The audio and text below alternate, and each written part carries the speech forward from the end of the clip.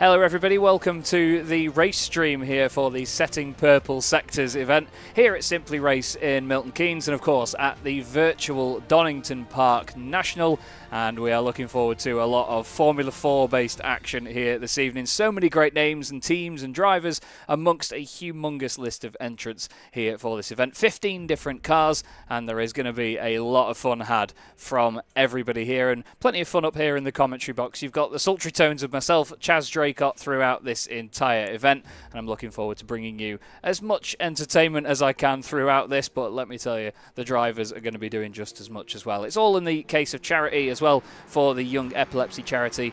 Hats off to Chris McCarthy and the team at Young Epilepsy and everybody else involved, especially with Alpha Live as well, for bringing you this broadcast. We can see right now the cars are out on the circuit, just getting through their practice session, and getting through is a phrase that I use very lightly because some of the drivers have been scraping through, let's say, but it's been great to see a mix of different levels of experience out there on the circuit and sometimes off the circuit as well, as you can see for the Team Joseph Loken car. All of the all of the different teams will be named after their team leader, so we have a bunch of them out there all at the same time, but it's not necessarily that driver that's in the car at that very moment, and I'm delighted to say that we'll have some of them joining me in the commentary box as well. I'm delighted to say that, to begin with, I have Christian Mansell with me. Hello, Sunshine. How are you? Hello, Sunshine. How you doing, buddy? Not bad, thank you. How are you? Enjoying the event so far? Yeah, mate. I mean, it's been pretty good so far. My team is currently P2. That's my lap up there, and I just saw Joseph jumped in the car and pipped me by nearly half a second. So I need to sort of pull my you-know-what out and do a good lap, but she'll be right. What do you make of this car at this circuit then? Obviously, you know cars like this very, very well by now, but Formula 4s, it's a great base of a car to drive. You really have to wrangle the thing, don't you? Yeah, it's quite a raggy car. You do have to sort of chuck it into the corner a little bit, and it's on that knife edge, and I think for 2 hours in an F4 car it's going to be pretty interesting. I don't know what the tyre wear situation is or the fuel flow system of how much it's going to be able to burn or whatnot, but I think it'd be quite interesting. Yeah, it's not usually a car you'd see in an endurance race format either, is it, these machines? Usually 25 minutes, half an hour tops, wouldn't it? Yeah, well, I mean, in F4, normally the race is like the 25 and like 30 minutes is like properly getting on, like that's a lot. But I mean, nowadays in F2, the races is an hour and it feels like a absolute lifetime. So, I mean, I can't imagine doing 2 hours in an F4 car. No, especially at Donington as well. It's quite an undulating circuit. It's a little bit of a smooth place to drive, though, but it's definitely one that's suited to Formula cars, isn't it? Oh, no, of course. I mean, I think Donington in any Formula car is a lot of fun. Obviously, I grew up racing British F4 and doing, British F3 and GB3 as it was. I went through that year of where it was transitioning. So a lot of fun, a lot of good memories in Donington, actually, in the rain. Was probably some of the most fun I've ever had in a race car at the time. So I do like this circuit a lot. I do like the the vibe and how fast and flowing it is. And for those that don't know, there is a fantastic Indian restaurant not far from the track that I go every single time I'm there. I think I actually know the one as well. A good racing driver friend of mine took me there once when I was doing his social media. Yeah, his name's Gandhi's. Yeah, it's the same guy. One. It's actually the same one. No way. That's mint. What a great place, though. But you're absolutely right. And yeah, we obviously other Indian restaurants are available in the area, I'm sure. But yeah, you get the you can't recommendations, mate. Yeah, don't even try. Now, obviously, Chris McCarthy has put this event together, and he's told me that you are wanting to do some commentary, which is why we've got you in so early on. Yeah, well, I mean, I don't know. A hidden passion of yours? Yeah, a little bit, because, I don't know, I've just always liked the idea of getting behind the mic. I've been asked by a couple people to do it before. Like, I mean, I had a funny instance in Monza in 2023, I think it was, in F3, and Alex Brundle sort of came up to me and he's like, "Oh, you're so funny on the radio, you should come into the comms box." And I was like, "Oh, that actually doesn't sound like a bad idea. I think I quite enjoy that," because if anyone knows me, I can talk for years on end. I mean, I'm a massively sociable person, and I love to just interact. I thrive off of social interactions, so I just like getting behind the mic, and I'm very outspoken. I tell it how it is, and yeah, I mean, that's sort of what you need in a good commentator. Yeah, absolutely. I mean, I always say that my mum has told me that I've had 30 years talking rubbish and practicing at it, so I may as well get paid for it. So it's quite the thing to get paid for. But no, it's great to have you here in the box with us, mate. And obviously, what a great bunch of people we've got out there in the room. We're just for everyone that doesn't know, we're sort of tucked away in the commentary box in the corner. It's actually nice and quiet in here, regardless of us two yapping on. But what a great vibe there is in that room, though, with all the rigs and everything. It's brilliant, isn't it? Oh, it's fantastic. I mean, there's so many people in one room, and they're all trying to do this, oh, as we see a car go off into the wall. And we're all here because of children with epilepsy. And I think, I've personally, as I said on the broadcast before, I've never dealt with childhood epilepsy. I don't know anyone with childhood epilepsy, but what I do know is, suffering with a lifelong illness and condition and managing that day to day, and that I can really relate to. And especially when it comes to kids, it's just so heartbreaking. And to get behind such a good cause, it did not take much convincing at all to jump on this and come here and, do. Oh my god, I just got so distracted by that car going up in the air. But it's so easy to just jump on this bandwagon and essentially support children with epilepsy, because it's the thing that I believe in.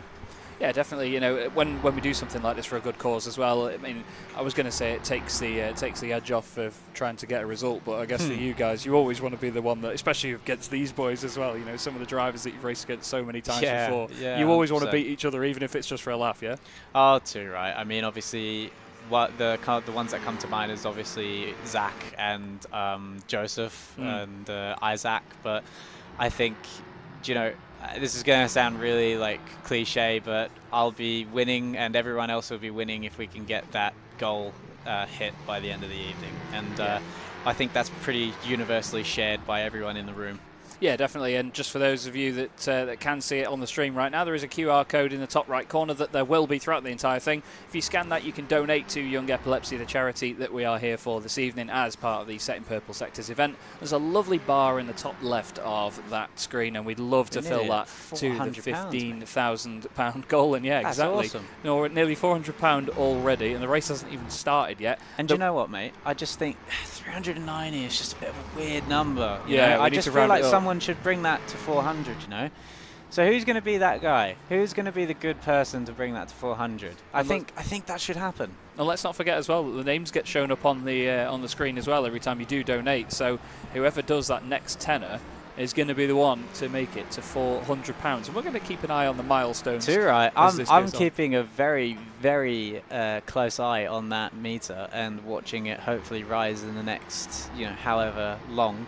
But obviously, you're donating to children with epilepsy. You are making a childhood condition much more manageable, much more livable, and better quality of life. And not to be that guy, but £10 for that, I think it's an easy thing to do to donate. So obviously, donate to how much ever you guys can. Don't be silly with it, of course. Donate in your price range, but anything is everything to these kids. So that is definitely my message to you all.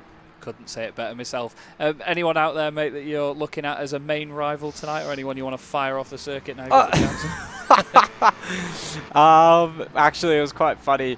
Zach was thinking of just straight lining it into turn one, so we discussed that we're not going to do that. But I think obviously, well, at the top three at the moment, I think Joseph, myself, Zach, obviously Isaac, Jimmy Broadbent. I feel like he's such an underdog. He just comes from these random instances, and then all of a sudden he's fighting at the front, and even himself sometimes he doesn't know how he's gotten there, but he always ends up there.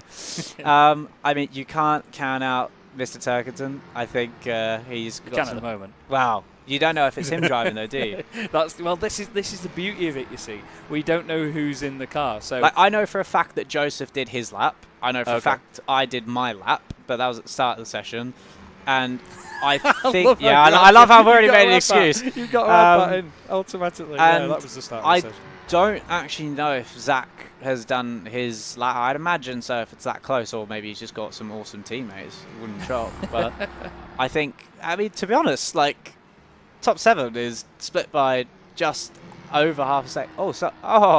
As we have the Eps team going P1. Wow. Funny story, actually. So Michael Epps and Joseph Loke. Mike actually coaches Joseph. He does, yes. So this is so common. I reckon he's got the toe there from the 34 car. So, oh my God, they're side by sides into the old hairpin. That's brave. That's brave. Is it brave or stupid? Well, depends on which way you look at it. I would say it's brave. Some would say it's stupid. Depends. I mean, if I do it, it's stupid. If you do it, it's brave. Yeah, well, there is that. There's a reason I'm a commentator, mate.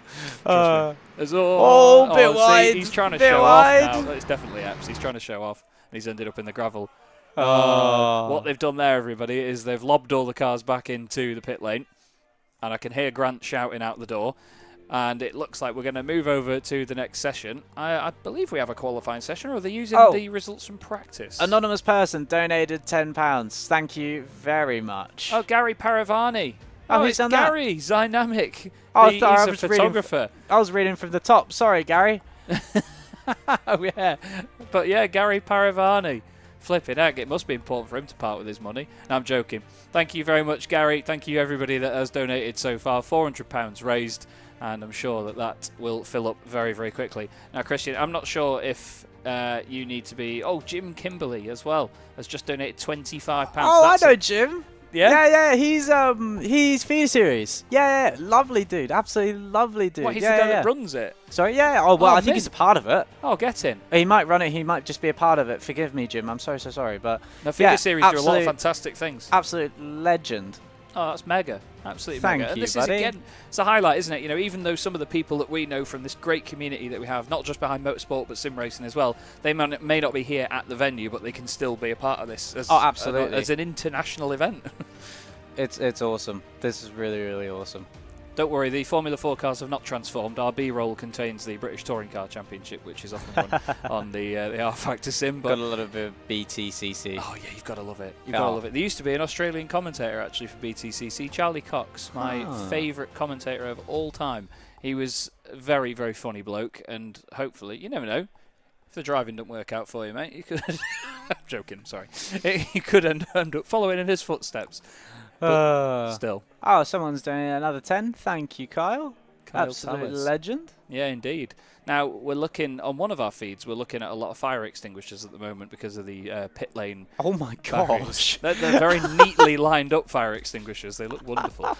But all the cars are in the pit lane at the moment as they switch over to the next session. What are your thoughts in terms of the first stint of the race? Because it's going to be quite important, isn't it, to stay out of trouble? I'd probably say I'll open and then sort of leave it to the other boys.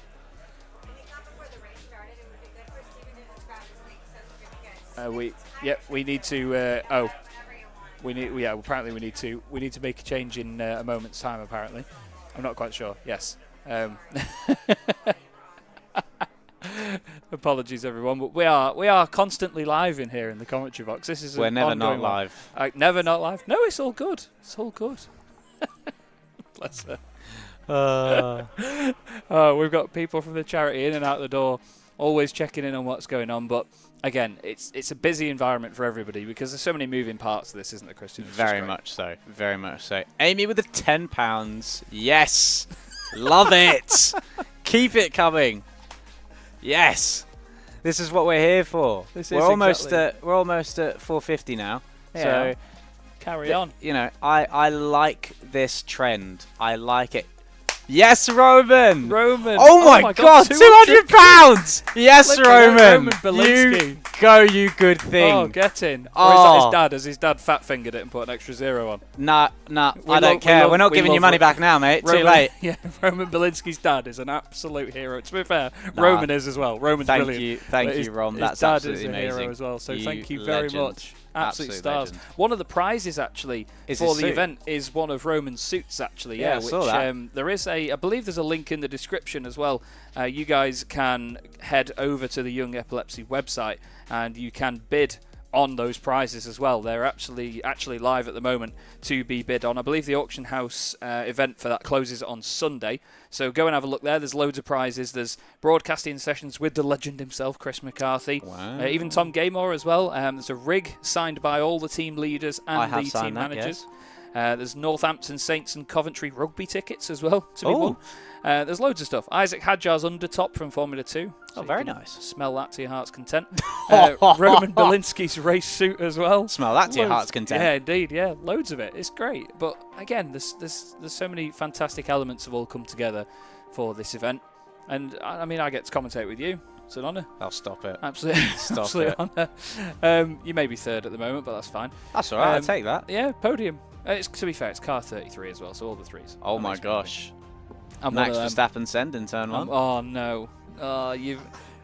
Did you guys get to choose the numbers? No. So I just got given that. numbers. So that's telling me that I need to do something that is Verstappen-esque. It's a sign from Grant Lyman. Love it. Yeah, absolutely. Not going to break into turn 1 now. No. Well, but we still have qualifying to do, no? Or was that qualifying? That was qualifying, but as one big practice session.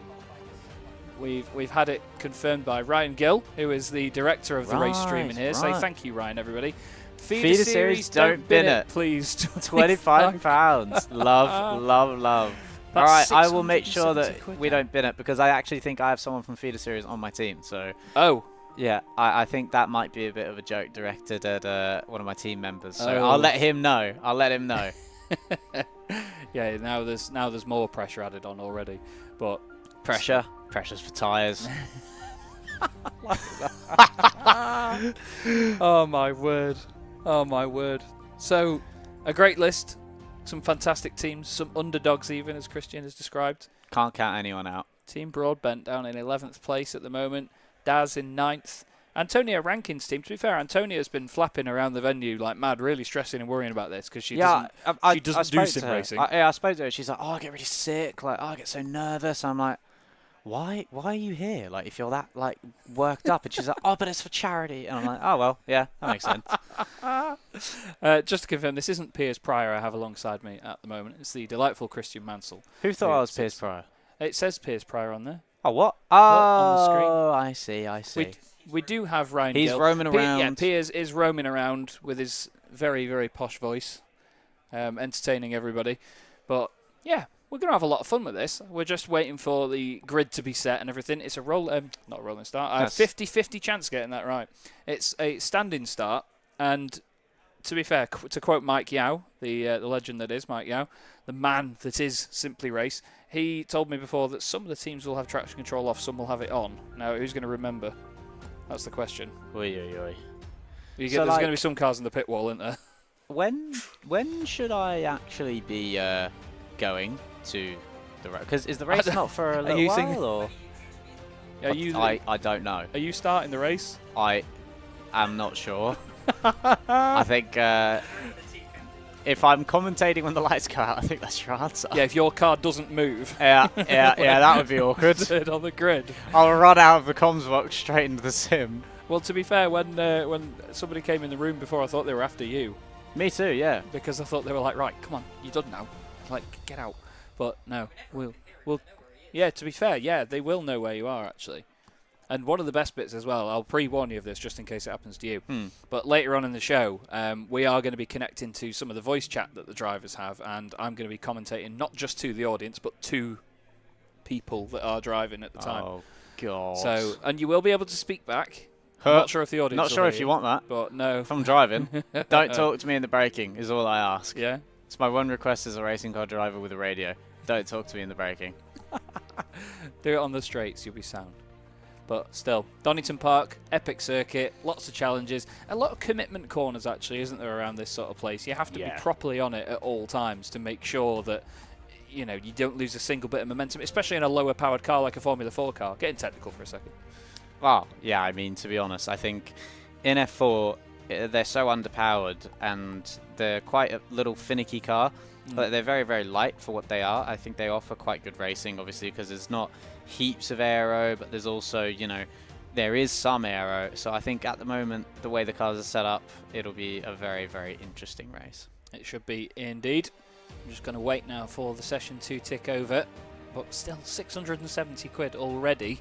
That's amazing. Fantastic, fantastic start, everybody. Don't forget you can donate via the...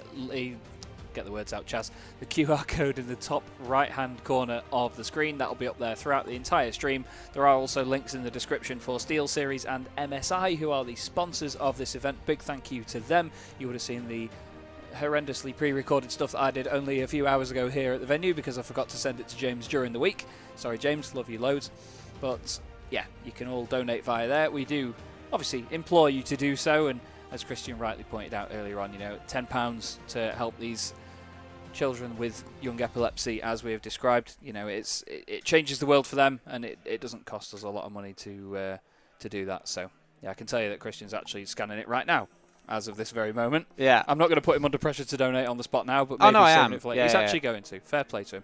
Now that's put me and Ryan under pressure to do it now. So Ryan, let's do something. Right. How do I donation amount? But what Christian's going to do with this is basically just show you how easy it is. To, Yeah. to Well, do it I and how mean, quickly I've it literally comes just through. scanned it. Skip these. Check out. Accept all cookies. Rightio. Bosh, bosh, bosh. Payment details. Your details? Oh, I can't say that out loud. I was going to say, what's the long card number? 1, 2, 3, 4, 5, 6, 7, 8.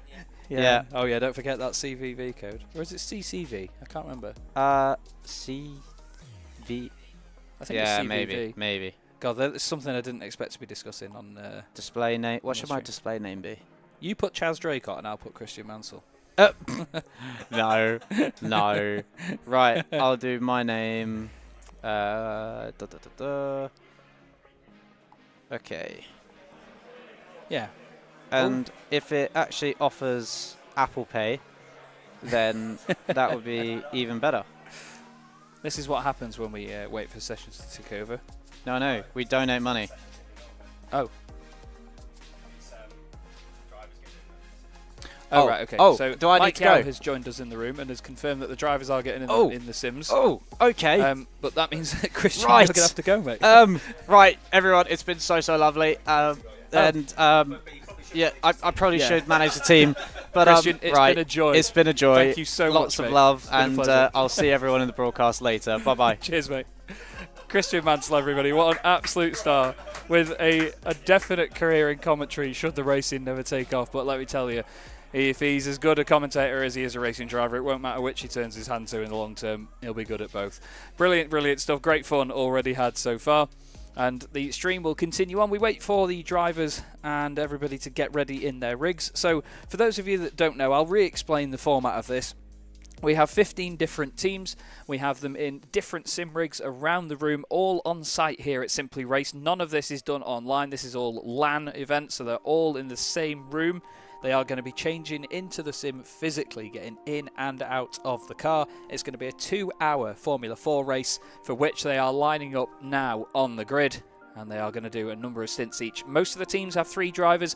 Most of the teams have, well, no, that's not the right way to put it, is it, Ryan Gill? Most of the teams have 4 drivers. Some of them have 3. One of them has 5, which is the Team Young Epilepsy team led by Will Dendy. We get the team managers' names as part of the overlay that you can see there. It's Mike Epps' team ahead of Joseph Loke. And as they start on what I believe is the warm-up lap, thank goodness for that, they actually have a warm-up lap. I thought half the grid hadn't got going then. It's Mike Epps, and then Joseph Loke, Christian Mansell, Zach O'Sullivan, Gordy Much, and then Sky Sports Formula 1 commentator Harry Benjamin, Isaac Hadjar, Antonia Rankin, and then Cameron Daz. And then behind that, we have... Who's the Jones? Why has that escaped me? It's not on my list.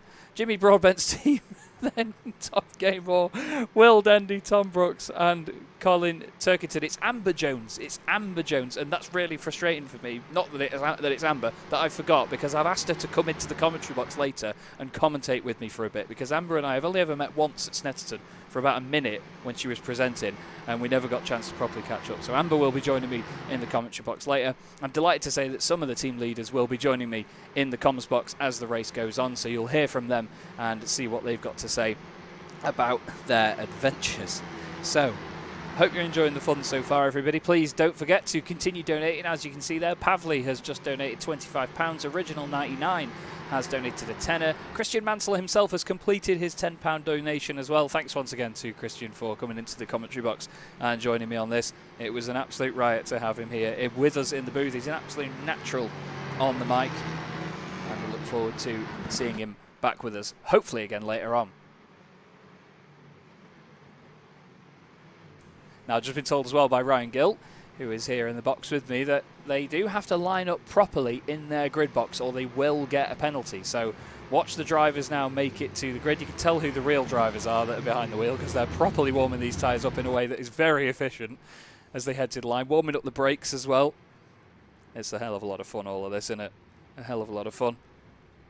We're getting ready, though, for the first ever Setting Purple Sectors event here at Simply Race at the virtual Donington Park. We've got a humongous mix of professional drivers and brand new to sim racing drivers here. The lights are now coming on. The countdown is on. And Setting Purple Sectors 2024 is underway, and there's a car that has not moved off the line. That's the number 33 machine. That's Christian Mansell's team has not moved off the line, and Joseph Loke's car goes straight into the lead. Team Epps in second place, nearly clips the left-hand corner at the back of the car, and then behind them, Zach O'Sullivan's team next up. Then it's Gordy Much and Harry Benjamin, fifth place at the moment. Everybody in the background there keeping it nice and relatively tidy. And as they head down the hill, down the Craner curves for the very first time, it is still Joseph Loke's car leading the way, and in second position, Epps ahead of O'Sullivan. Some of the real racing drivers in. Oh, there's a car off in the background. I can tell you there's somebody gone for a spin. I think it's Team Turkington that have dropped down to the back of the pack. And they've dropped all the way down into 15th position, but don't forget it's a 2-hour race. There's still plenty of time for things to go better or worse. Oh, there's a car around. Is that the Brooks machine? No, it's Antonio Rankin's car that has gone around. Tom Brooks, I know, is in a black and blue car. I think it's actually one that's just off in the gravel in the background, funnily enough. I think Brooksy's gone off now. Tom Brooks himself has been doing a lot of rallycross recently with his dad over the last couple of years, so he's certainly attuned to being on the dirt. Here's the Team Benjamin car, the yellow and black machine car, number 80, fifth position after that first lap. The top 7 have a bit of a gap back to Team Broadbent and Team Dendy in 9th place. Team Gaymore currently completing the top 10. A little bit of a running wide moment there for Team Dendy, or Will Sendy, whatever they want to call him this week. Will is a regular here at Simply Race, so should know these cars and this track, not only with the fact that he's a real world racing driver as well. A very, very quick one indeed. As you look there at Team Broadbent, through the dust they go. There's actually a car off and losing positions as it goes further down the order. Is that Christian Mansell's team again? Dropping down. Car number 33 is going backwards down the order once more. There's Team Gaymore. Right behind them, Cameron Daz's number 6 car at the moment as they head up towards Coppice. This 2-hour race straight into life though. And one of the best things about this being an endurance race is the fact that you're going to have different pace from every driver. As oh, there's a slide and a spin near the front of the pack, and Mike Epps' team has just lost the lead. I can tell you, I'm lucky enough to have 2 feeds here in the commentary box, and Mike Epps' car has just lost that second spot and is now under pressure, look, for even further positions. That's Zach O'Sullivan's car losing a place now. Gordy Much's team moves up into second place. Epps is behind them in the black and green number 45 car. He's under pressure from Harry Benjamin's squad as well. Down the hill they go once more. Car 34 now into second place. That's Zach O'Sullivan's squad. And that's Team Gordy Much in third place. Bit of a quartet forming here. Slipstream important in these Formula 4 cars. As they head up to McLean's once more, up over the top of the hill. You can see these cars bobbling around. They're very stiff, very bouncy machines. Oh, there's an off in the background as well. I think that was Isaac Hadjar and Will Dendy's team. They came together on the exit of McLean's. So easy to lose the back end in these cars if you just push them a little bit too hard. But we look here at the second group in the race, because Joseph Loke's car has disappeared off up the road at this present moment in time. New best lap of the race as well by Team Loke, 105.695. A very, very strong effort indeed. Gordon Much now, well, his team anyway, not confirmed if it's Gordy or not who's driving at present. Currently looking this way and that way to try and figure out whether they attack or defend with a car right in front and a car right behind. Here's Team Mansell. Christian Mansell now right behind Team Broadbent, trying their very best to gain another place as they head down the Craner curves once again, really close up to the gearbox of that number 2 car just in front.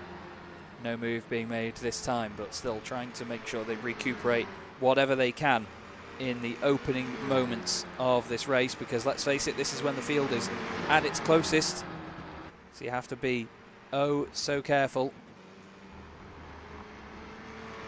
You have to also try and take every opportunity that you can. It's a real dilemma to try and figure out whether you're going to risk it or just play it safe in these opening stages.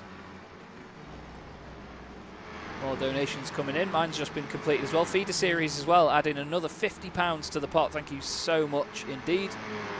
Really, really do appreciate it. Don't forget that QR code in the top right of the screen is where the donations can be made. As wheel-to-wheel contact here from Team Mansell and Team Broadbent. Round the outside goes the number 2 machine, just a little bit too hot into Redgate on this occasion. Doesn't work for them this time. Here's the battle further up the order though. Team Much trying to get past O'Sullivan, and then Team Epps back in the battle as well. And car number 45, Harry Benjamin's team, just keeping a watchful eye over this. And to be fair, if it was a realistic modelling of Harry Benjamin, he'd be able to look over the top of all of these cars in front of him, with the fact that he is roughly 9'8". Maybe squeeze him in the venue. It's great to have him here though. It's great to have all these wonderful people here. There's so many fantastic characters and personalities out there. Team Much powering out of the final corner now to try and get the slipstream on Zach O'Sullivan's squad. I was going to say down to Redgate, but you forget how sort of uphill it is here at Donington Park, and that's a big old send up the inside. Loses the back end, just about catches it, but then loses another position as a result. Harry Benjamin's team trying to come through on the right, and they've gone onto the grass and they're around. The car is, oh no, he's actually managed to save it. How on earth did they stop that car from spinning? That thing was more than 90 degrees to the surface as all I can hear shouts out of the window. Isaac Hadjar, it's not a window, Chaz, it's a door. Isaac Hadjar's car completely facing the wrong way on the exit of Redgate. I think it was the Team Epps machine that was sideways through the old hairpin. They've lost a place to Cameron Daz as well. They've now dropped down to 6th position and now 7th with Team Dendy going past as well. Oh, there's a car rolling and spinning. Who on earth is that?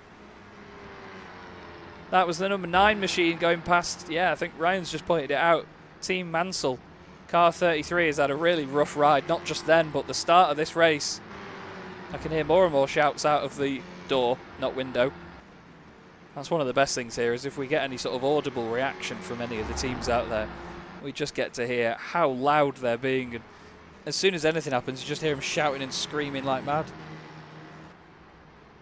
But again, that's one of the benefits of having an event like this on site. Absolutely brilliant to be a part of this, it really is. You've got myself, Chaz Draycott, in the commentary box, Ryan Gill on race direction, and we are going to have a multitude of guests throughout this race as well. I've tried to line up some very interesting guests in form of commentators, hoping to get Tom Brooks, Harry Benjamin, even get Jimmy Broadbent in for later on as well, but poor Jimmy, bless him, as soon as he got in the venue, he's been pulled from pillar to post for this interview, that interview, this picture, that selfie, not including one with me. But it's been lovely to have all of them together under one roof. And a number of these guys are simply race regulars as well, so they're used to the rigs, they're used to the simulator. Colin Turkington in particular is close with Simply Race, and his son as well. He's also here for this event, I believe. But even the likes of Will Dendy, there's also a gentleman out there that I only refer to as Mullet Tom. You can guess why. He's actually going to be in the rig as well. Dan Hyde is here as well. You'll be able to pick him out when you see that, because he'll be in or over the barriers when we see him later on the circuit. Not quite sure which team he's in, actually, I'm afraid. But we will try and confirm some of the drivers for certain teams later on. I know that Neil Cole is here as well, and will be racing in Tom Brooks' team. Team Brooks at the moment running in 8th position, car 88 as well. We look here at Team Mansell trying to recover some positions around the outside of Team Turkington. Lovely move into turn 1, not too much of a squeeze on the inside. That is great stuff by Team Mansell. Bit of a bobble over the curb on the exit, cuts the nose off the number 7 as they head back down the hill. Let's not forget to try and get those donations in as quickly as we can before we get to 1 hour 45 minutes of the race left to go. Why don't we try and get to £1,000 as whoa, big send by the Turkington car, but great awareness there by Team Mansell to get the undercut back on that. Sorry, the cutback. I'm going to go into one of my rants in a little bit about what's different, the undercut or the cutback, and why they have different names. But here is our race leader, Team Loke at the moment, currently 4.7 seconds give or take ahead of Team O'Sullivan on an absolute flyer in these opening stages. And actually catching up to a little bit of lap traffic there as well. I think that was the 05 car of Team Jones, as O'Sullivan has started dropping a few places and there's a yellow flag. The two are definitely correlating moments as part of this race. Joseph Loke's team have just lapped the number 5 car, I can tell you, which has just gone off the road, unfortunately. Here's Team Dendy. Typically he's chosen car number 1. He hasn't actually chosen car number 1. I'll correct myself there. Thanks very much to Grant Lyman and Dane Baird, by the way, because about an hour before we went live with all of this, all of the cars were in the exact same livery. And it was the one that you see now, actually, on Will Dendy's car. So thankfully, they're all in different colours, different numbers, so they're easier to identify. Team Dendy right behind the Ep squad, and there's a bit of a disagreement into the chicane there, I think. We look here at Harry Benjamin's team, car number 80, currently running in 8th place. They've had a bit of shenanigans as well and dropped a few spots. He's got Tom Gaymore just in front of him as well. Two very well-known commentators at Sky Sports. And they have Cameron Daz right behind them. Obviously it may not be the actual people themselves listed in the team name. It may just be one of their drivers that they have as part of their squads, but that's how we refer to them, and we can fantasize about how it's one versus the other and what it may mean for their careers if they take one another out. I know that Tom Gaymore has done a lot to help a lot of commentator friends of mine. So Tom, if you need anybody, if these boys annoy you, I'll give you my phone number. But Harry Benjamin up to McLean's now, nearly getting a complete turnaround there from the Cameron Daz car, but he showed him where the grass was and said, look, you'll end up over there if you don't want any of this sunshine. I'm not having it. Through Coppice once again. Such a difficult corner that, because you can tuck to the inside really aggressively and try and just pinch the exit, and other times you can sort of keep the momentum, carry it all the way around the outside. And we have a pole going up, by the way, we have a driver off the circuit, let alone a pole going up. It's Team Gaymore off the road. But there is a pole going up as well, which you can vote in. And basically the drivers have to either drive one-handed for a lap or with no brakes for a lap. And the votes are starting to come in. Anonymous has voted for no brakes for 1 lap. And that's basically going to be handed out to one of the teams very, very soon. So keep an eye out, and we'll bring you the results of said polls when the time comes, and Piers will be delivering the good or bad news to the teams that are out there.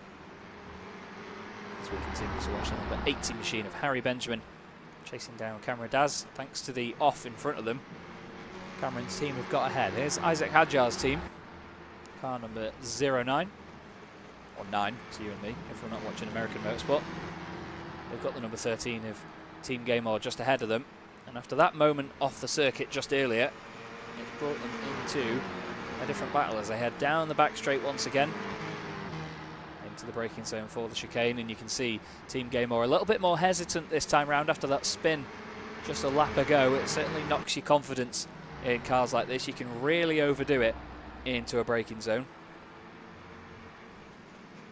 There's a bit of a quartet forming here. Just behind Hadjar, we now have Antonio Rankin's team. And then just behind that, the Mansell car in the background as well, not too far back. Hoping to pounce. Clearly a car with pace, as we saw. It's great to see that there is this variation in the pace between all the drivers as well, and not knowing who's behind the wheel. There could be some of these drivers out there that are just as fast as the real drivers. They're only used to racing in the sim, and look at that for a move down the inside on the way into McLean's for the number 9 car. A little bit of contact on the exit, a little bit of argy-bargy as they head up to Coppice as well.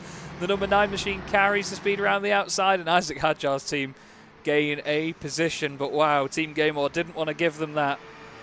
Grant Lyman will be shaking his head right now. Grant, the race director. And he'll be watching over that. They are doing live stewarding as well, so they can't be naughty. Cars 13 and 16 close together. This is Gaymore and Rankin right now. Antonio Rankin's driver looks out to the right-hand side. As, Gaymore says no, thank you.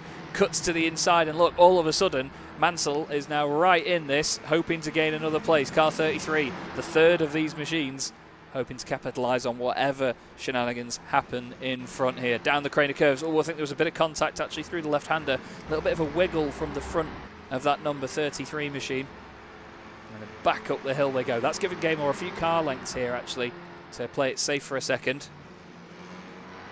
As, back down the inside goes Mansell. Whoa, big wobble as well from the 13. A bit of contact then with the number... Well, which one of that have been? The number 16, apologies. They hit the back of the 13, then the 33 of Mansell trying to make it through. Gaymore's team, after doing all the hard work, has now lost another spot. That's close stuff right near the back of the crash structure of the gearbox. That's surely more than one move, ref. Down that back straight into the chicane. Great battling so far, though, from all of them. 1 hour 45 minutes of this race left to go. £795 raised. Thanks very much to Stevie B for sending in another tenner. Thanks to all of you that have joined me so far here on the race broadcast here. Chaz Draycott in the commentary box. This is going to get spicy. That's a lapped car just in front. That is the Team Amber Jones car, and they're trying to get around them while battling away. That's Antonio Rankin's car running wide. Mansell down the inside, makes it work at the old hairpin. Amber Jones's driver goes straight on. Has a bit of a Paris-Dakar moment. And a little bit of a moment in the background as well, but keeps it back onto the circuit anyway. Wow. Scary stuff. Here's Tom Brooks' team. Made up a bunch of places actually since the start of the race. Car number 88 up into 5th position now, just behind Will Dendy. And then just ahead of that is car 57, Team Much, Gordy Much. The team leader there in 3rd place. Don't forget though, if you do want to keep an eye on the show as well, there is 2 streams going on today. There's the race stream and there's also the show stream, where you'll catch my wonderful colleagues Izzy Browning and Piers Pryor. They'll be conducting interviews and challenges and all sorts around the venue with the drivers, teams and all the personnel. So if you want to catch the show stream, head over to that. There will be a link for it in the description, I'm sure. Thanks once again to everybody here at Simply Race and Alpha Live for putting all of this together, and most importantly Chris McCarthy and Young Epilepsy, who have teamed up to bring this event to you all, and to get the likes of me involved as well. I'm absolutely honoured to be here commentating on this with so many amazing drivers and people just the other side of the door of this commentary box. It smells better in here though, we've had pizza. Right now we are looking at the cars number 80 and 33 side by side. Harry Benjamin's team and Mansell's team trying what they can to get by. Nothing working for them just yet. Side by side now down to the chicane. Antonio Rankin's team ready to take advantage as well. Bless you, Ryan.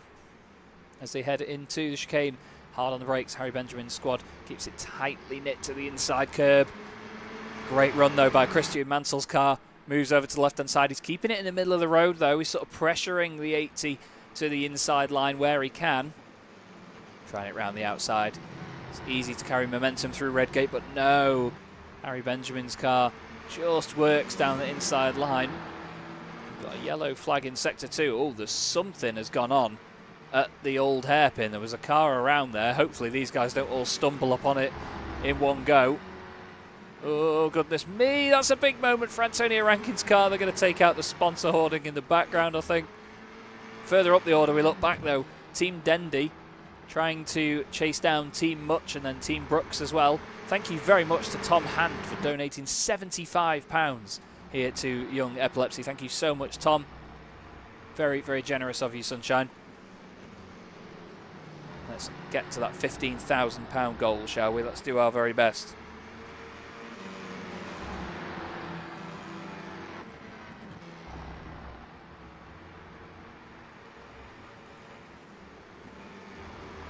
This battle for second place, though. Sorry, third place is not going away. This is Team Dendy.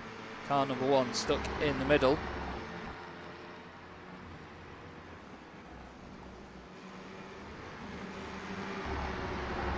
hoping to at least try and take advantage of the car in front, but not quite close enough yet. The worst spoiler in the pack for them is the fact that Team Brooks are right behind and putting the pressure on. Oh, there's a car around in the background. I think that might have been Team Eps, car 45, having a spin off in the gravel. Having a big old moment. But these three are glued to each other up towards the first corner. Can't believe we're already nearly 20 minutes through this race. It's absolutely flown by already. We're going to have pit stops and driver changes coming in very soon, as Ryan has rightly pointed out. Now we've got Ben A donating £75 as well. We've nearly hit £1,000. Thank you very much, Ben. Brilliant stuff from everybody. We absolutely love it. Ooh, big moment there from Team Dendy. A big old wobble as they went through the old hairpin. It's easy to do that on that sort of Astro runoff, the painted area on the outside of that right-hander. So Team Brooks up into 5th place, hoping to hold on to that. Tom will be hoping to showcase his real-world driving talents behind the wheel, as I'm sure all the real drivers will do, with their sim counterparts hoping to will them on. Dendy having to defend there into the chicane. On another screen I can see that the number 16 machine of Team Rankin has just gone past Team Gaymore up towards Coppice. It looks like Gordy Much's squad is actually moving away here from Dendy and Brooks. There's a wiggle through Redgate, and now Brooks down the inside as they head down the Craner curves. Surely he's going to have that done before they even get to the old hairpin. Yes, great stuff. Lovely move for Team Brooks. They move up now into 4th place. They started much further down the order than that. They'll be absolutely delighted. I think I remember. Oh no, he's absolutely dropped it. That's commentator's curse for you, Brooksy. Oh dearie me. I can tell you if it is Tom behind the wheel. I can tell you what he's saying, but it's not broadcastable. Oh dear. Well, he's only lost 1 place, so 5th place still for them.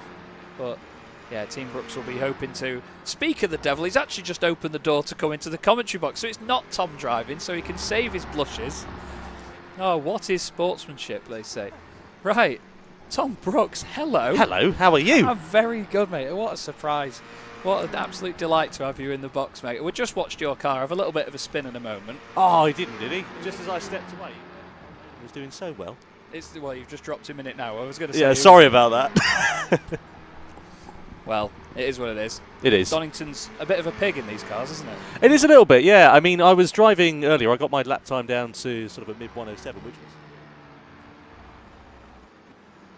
I haven't done sim racing in a very long time. Excuses. Yeah, it's true, though. But the irony is that, obviously, I am involved sim racing-wise within Gran Turismo, but it's one of those things that the more you get involved in it from a work perspective, the less time you actually get to go and sim race, isn't it? You know, so 100%, yeah. So it's one of those. But I have to say there are some really good battles going out on track. It's I love Donington Park. It's a great circuit. It's one of the circuits I learned to drive at a few years ago.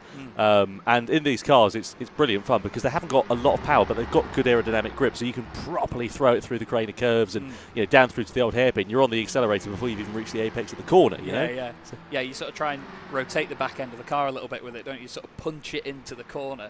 But the circuit sort of demands that from you, doesn't it? Because it's such a high commitment track.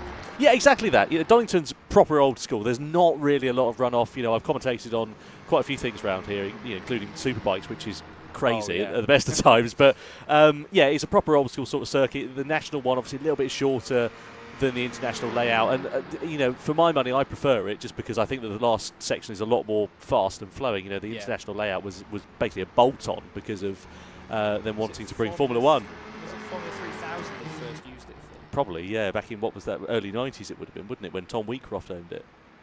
God, yeah. Aren't we nerdy? I know, sorry about that. The likes of us in here, everybody. But, no, I mean, as I've been saying to people, Tom, what an amazing group of people we have out there out the other side of that door. You know, it's such a great vibe out there. I'm sort of gutted I'm in here in a way, but I mean, there's so many lovely people and great talents. Well, I was wondering exactly where you were, to be honest, because I knew that you were commentating on it, and I said, "Oh, where's Chaz?" And he said, "Oh, he's over in that room over there. They've just put you in the broom cupboard, basically." I'm in the Harry Potter cupboard. No, but it's great. You know, the event is wonderful. It's raising money for a fantastic cause. You know, and fair play to Chris and all the Simply Race team for being able to put this on. We've got some brilliant names here. Oh my God! What's that? Well, we wanted to reach our £1,000 milestone, but Simply Race have just donated £3,900. Fair play. Fair play.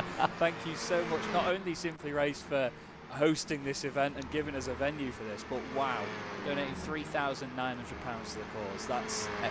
That's almost a third of our goal now, £4,845. Fantastic, and it's only going to go one way, isn't it? Yeah, absolutely. Yeah, and we get the satisfaction of watching that blue bar fill up, which really pleases me. I can imagine it does, actually. That seems like a bit of you. You know what I'm like. Yeah, exactly. No, but I mean, you know, you guys have had a good start to the race. You started a bit further down the order, up into the top 5 now. You must be pleased. Yeah, we got unlucky in qualifying. So we've got 4 drivers in our team. We've got myself, a lady called Grace, we've got Neil Cole, and we've got Aidan as well. Aidan, who's out in the car at the moment. Grace, by the way, has never turned a wheel in a car, let alone on a sim rig. Wow, so yeah, so she went out and we stuck her in the car for 20 minutes just to get a feel for things and so on. We've not really got any expectations for her. For Neil, he's done a bit of sim racing, but not for a long time. Aidan is here pretty much every week by the sounds of things. And then, as I said to you earlier on, obviously I don't do that much sim racing. But so we got unlucky in qualifying. I went out and set a banker lap time of 1:07. Then Aidan jumped in the car, and he was bob on for going 9/10 of a second faster, which I think would have put us pretty much close to pole position, if not on pole position. And then I kid you not, 200 metres before we were due to take the checkered flag, it reset, and then we didn't get the lap time in. So that's always the way. Always the way. But I mean, what a great bunch of people to race against as well. I mean, we had Christian Mansell in here commentating earlier on with me, and he's a natural behind the mic. If he'll have a job soon. Yeah, exactly. I said if the driving don't work out for him, which it's very likely it will, we'd be out of a job because he's just a natural talent and entertainer, bless him. But, you know, I mean, we look at the list of team managers, yourself included, you know, some of motorsport's finest all in one room. It's just such a feel-good thing, isn't it? Well, I wouldn't class myself amongst motorsport's finest, but thank you. It's funny because I didn't know I was a team captain until they were going through and said team captains, and then my name came up last. I was like, oh, I guess I'm team captain. So I should have read the call sheet before we got here. But yeah, some amazing names in there, like you say. You know, Gordy Much, who was teammate with Jimmy Broadbent back when he won the Praga Cup in, was it 2020? Oh, big spin there. What was that? That's your car. Oh, great. Okay. This is on a different monitor, by the way, everybody. We get 2 feeds in here. So the number 88 machine was just going down the craners, and I think there's a little dint in where the curb is, and I think the car bottomed out as it hit it, and it's just flung it off the road. I don't think you've lost one place to Eps. That's not so bad. We can live with those mistakes. And I haven't got jumped in the car yet, so I can't really sit there and comment on it. Well, yeah. I mean, I can't remember what point I was making before that.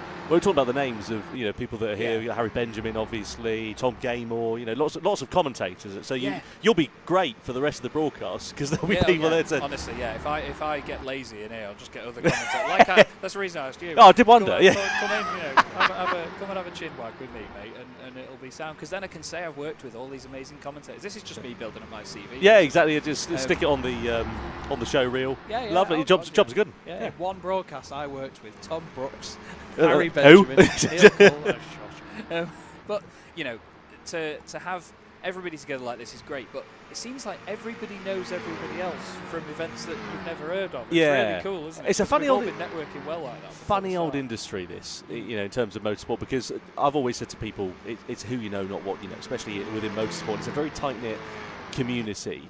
So everyone knows everyone who knows everyone, and you want to, from a commentary point of view, you want to be the person on the end of the blower, don't you, when someone phones, right? But for that, you've got to go out and meet people. You know, when I started out commentating, that was over 10 years ago, something along the lines of that. So I was going to things like the Autosport show and networking, handing up DVD show reels, trying to meet people, and these are people that I now know today who I've been in the room with, and I'm like, I haven't seen you in 5 years, because you know people, but you don't necessarily see them all that often, you know. Well, it's like us. I mean, we became friends through one Gran Turismo gig that we did together, and then You know, oh, that's contact. That's the number 9 machine. That's the Isaac Hadjar car. Sorry, I've got to commentate for a second, Tom. And I think that was the Team Gaymore machine that went into them as well. Tom's actually dropped down the order more and more at the moment. So if there's any commentators we can poke fun at, it's them.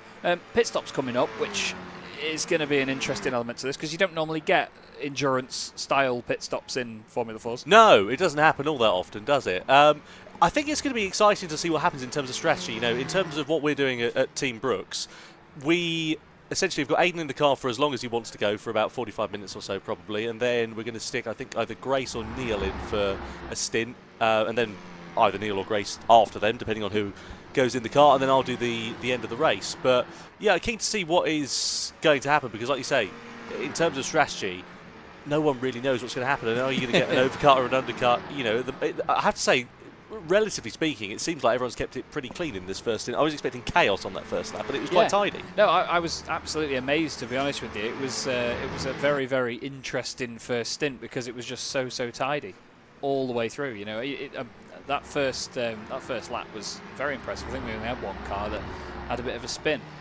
The lead gap is coming down, by the way. We've got Team O'Sullivan chasing down Team Loke just before where we expect the first set of pit stops to come in. So the race has time to evolve, and I think that's one of the best bits about this. I made the point earlier that, you know, with endurance racing like this, we've got 4 drivers that are all very different pace levels.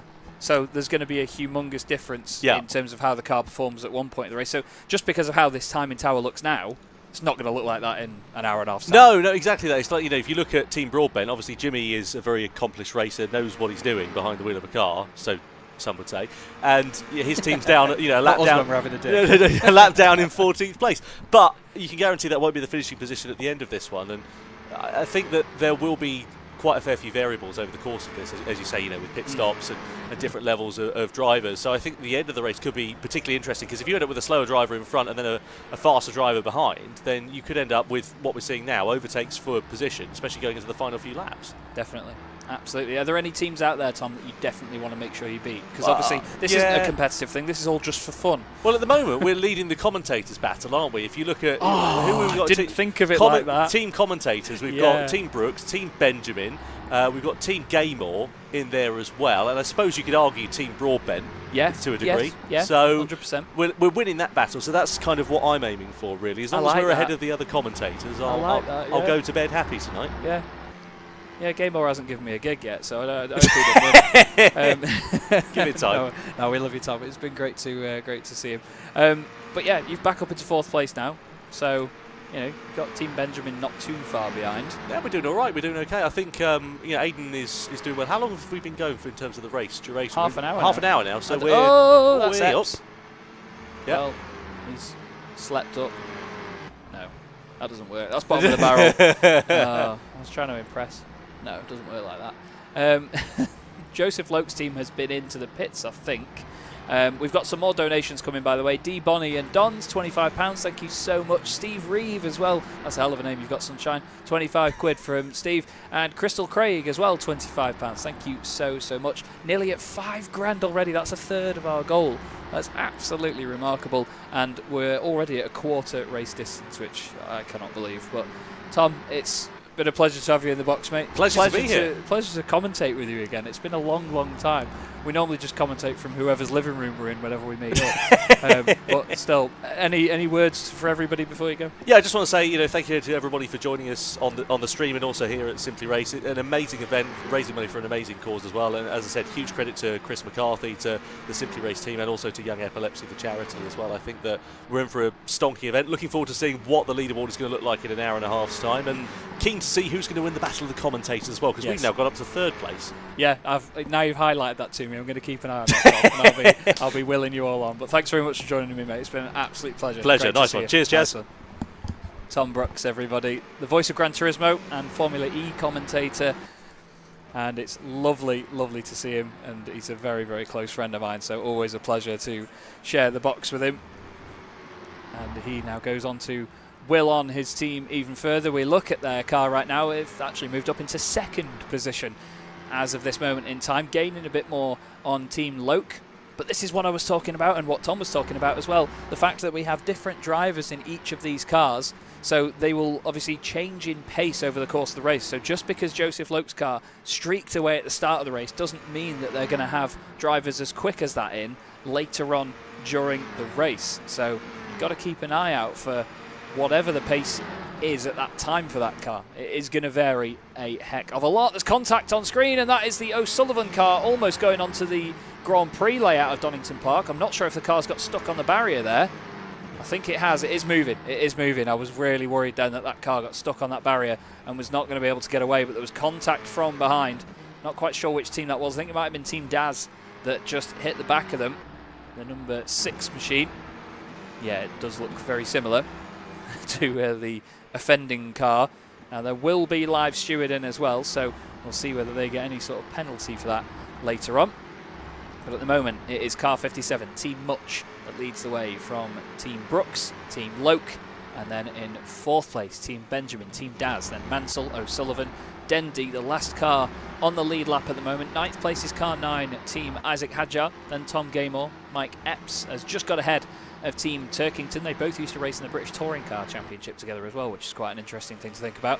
And we've also got Team Broadbent, Team Rankin and Team Jones at the moment, 5 laps down, but I'm sure they'll all still have a smile on their faces when it comes to what they've got going on at the moment. I can hear just outside the commentary box, it is very loud and buzzing out there.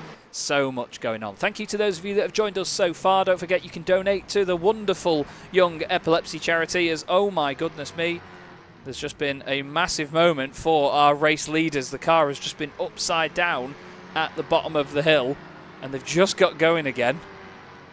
I'm not sure how much time they're going to lose in total for that, but my goodness me, they had a colossal accident there, and I think the number 45 Team Epps car was involved in that as well. I saw it slow away from the bottom of the hairpin. Luckily, damage not on for any of these teams. It's down the inside of the number 2 car. That's Team Broadbent. They try and make a move at Coppice to lap them, and no cooperation there from the number 2 machine. And now even onto the brakes into the final corner, right up behind as well. Very interesting this actually, because obviously Gordy Much was teammates with Jimmy Broadbent in the real world a couple of seasons or so ago. And I'm delighted to tell you, without his shoes on, walks into the commentary box Harry Benjamin. Harry, it's an absolute delight. How are you? Hi Chaz, I'm well. How are you? I'm very, very good. Now, I'll warn you live on air that microphone is very, very loud. Okay, I can't hear anything in my ears. That's all so good, don't you aware. worry. No, I'm the same. First off, how are you? This is the first time we've ever actually commentated together. Yes, it will. It would be, wouldn't it? Yeah. Well, not. You've never we're stooped supposed to to my do the level. same job, so you never have to. You know, I'm now a co-commentator here, and I feel very out of my depth. I know. It's an honour, Chaz. It's an honour. Don't. But how have you found this so far? First off, what a thing to be a part of. Oh, it's great fun, isn't it? It's really good. I mean, first of all, Chris has put on such a mega event with Simply Race and Alpha Live, and of course the Young Epilepsy charity doing such a brilliant job. The turnout here has been amazing. I mean, casually, I've just got Chris Bunkin on my team, just casual, yeah, Le Mans winner. Crazy, like, okay, cool, great. So it's pretty competitive out there as well. That was going to be my next question, because obviously everyone's having a good time. It's all very fun. It's all for a good cause. But I was going to ask, what's it like competitively? Is everyone really good? Well, I realised I would not make a good team manager, because there was an early doors spin. We were caught up in an incident in the battle for, I think it was P2, and there was a 3-car incident or something like that. Right. And we were caught up in it. We were just the innocent party, and I was, head in hands. I was absolutely devastated. But we've got Kieran in the car at the moment, who qualified for the Motorsport Games this year, representing the UK, and he's gone to China to represent the UK in sim racing. So he's out there doing the long stint to get us sort of up in the mix. He's having a good fight with Team Brooks at the moment, with commentators battling it out for P2 and P3 right now. Ooh, who's that? Goodness me.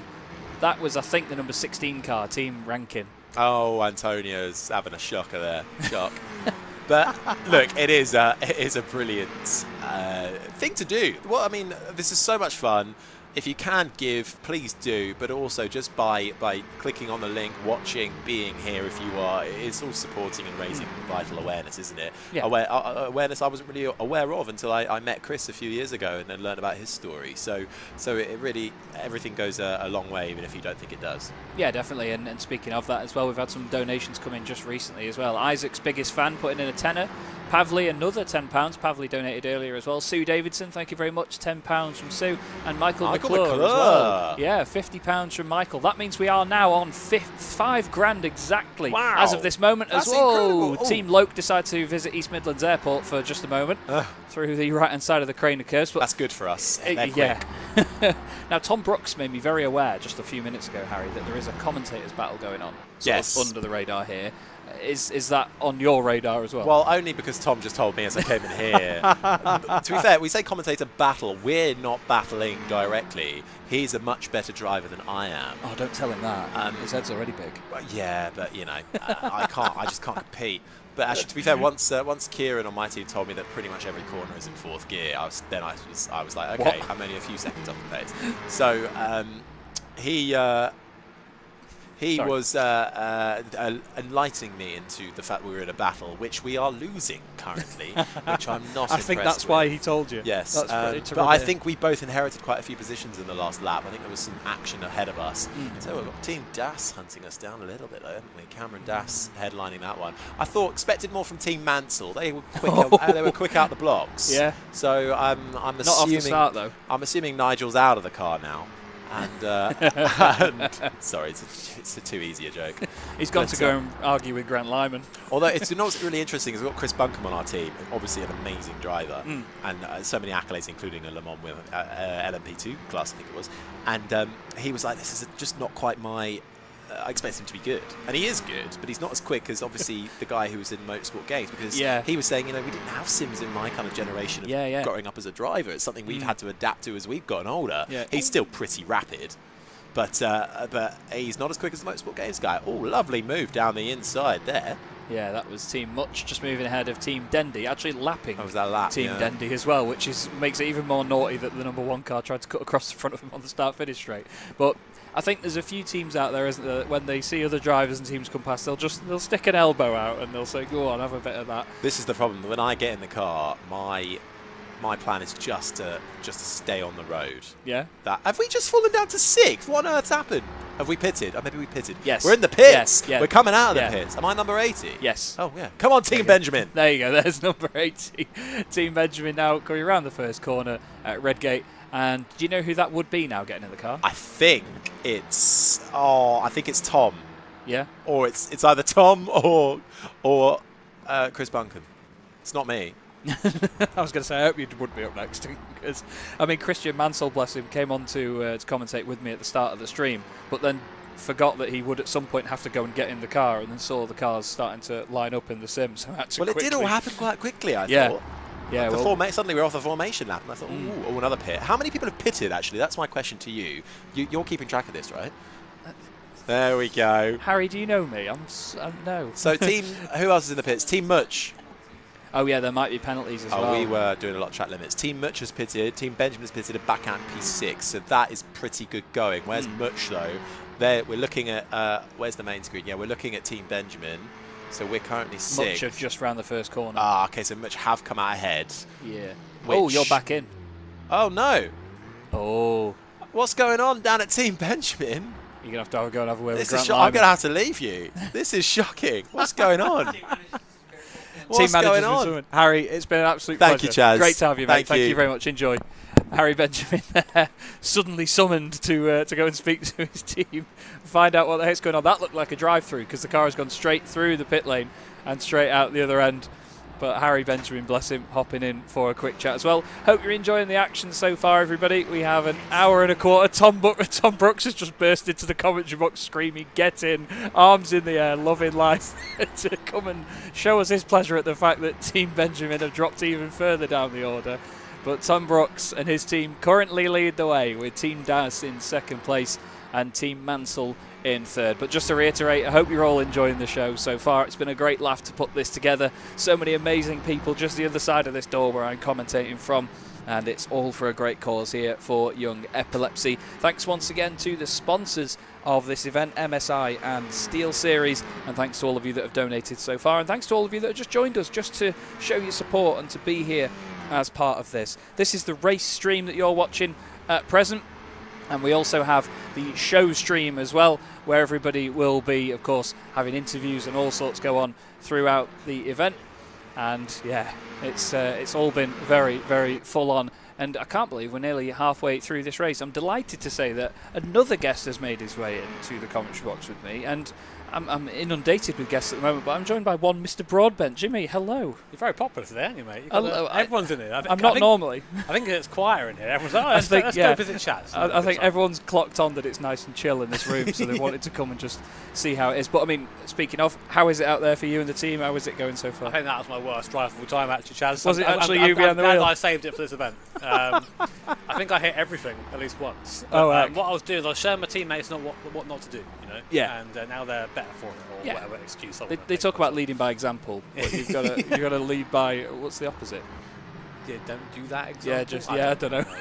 But what do you make of the event so far, and having everybody together like this? It's feel good, isn't it? Yeah, amazing. Like, obviously for myself, a lot of familiar faces, and you can come and say hello, and everyone. It's always nice when someone's pulling, or people are pulling for like the same thing, you know. And it's a great sort of little community spirit out there. I say community spirit in the sweat zone, because I've now dubbed it outside, but it's sweat zone. But it's good fun, and it's quite fun. Our driver and Team Much's driver had a bit of a squabble when you can hear cheering from the corner of the room as we're. And same for us as well. No, it's really good fun, this, and I'm glad to be part of it. Although I'm also glad I'm out the car. So. I was going to say, obviously, there's multiple stints for each driver as well, so it gives you different pace at different phases of the race, doesn't it? Which it adds even more spice to what normally in Formula 4s would be quite a straightforward race.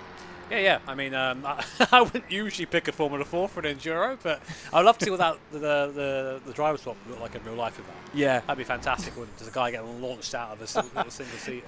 Yeah, it would be quite different. There's a couple of teams in here just to have ridiculous lineups, and I think there's... I'm happy with that. I'm going to talk to the race director about that, I think. Oh... Well, we'll have to get Grant in to get his thoughts on it. Johnny Morris, thank you very much for the £60. By the way, we've raised over £5,000 so far during this. It's incredible. It really has been. Look how easy it is to donate, guys. See that little QR code top right corner? Get your phone out, tap that, take the link wherever it takes you, and just throw some money in the pot. Yeah, any amount is good. It all helps out. It's an awesome cause. It feels like deja vu actually from the other day for me. But it's amazing to be invited to this by Chris. I've known him for such a long time now, and from looking at him, you wouldn't know that he has epilepsy himself. Yeah, you had absolutely zero idea, and he does such a good job of sort of getting on with it. And, but it's not that easy for a lot of people. So, no, exactly. It's definitely something that it's not a visible thing. You can't look at somebody and know straight away, and that's. Why it's so great to raise awareness with an event like this and hear people's stories as well. There's so many people that have done such great things despite that as well. I mean, and Chris is an amazing example of that, and I think everybody out there and people in here are all very lucky to know him and have worked with him in different respects, and it obviously pays for that. In the background there, that's the Team Brooks car going the wrong way round the circuit. So after Tom was getting all gobby before because he was leading the race, he does that. Does he? I've not noticed. But now they're down in 7th place actually, losing even more ground after that. Do you think it's unsporting to go and unplug his pedals on the way by? Do you reckon that's all right? I would have said if Tom was in the car, no. Yeah, okay. Well, I'll wait for him to get back in the car. Yeah. And proceed to ruin his day. Well, he has. I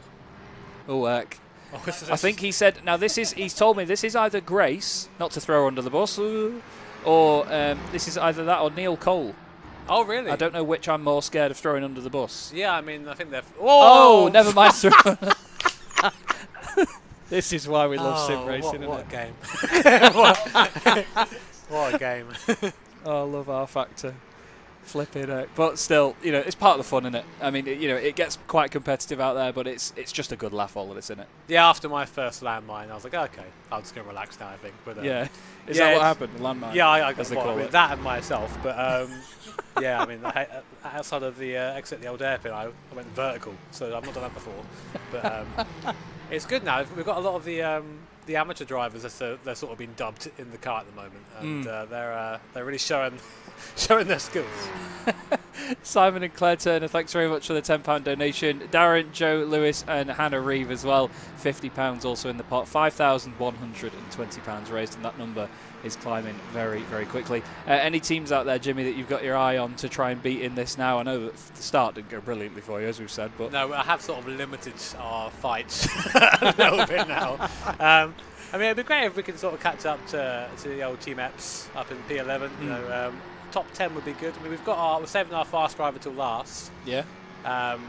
But we do have two drivers who are maybe not as, shall we say, experienced in between. So we'll see where we are. I mean, I think getting to the end. I say getting to the end of the race with no damage on tyre wear or fuel usage is probably not really an achievement. But that's our goal. Get to the end and hope for the best.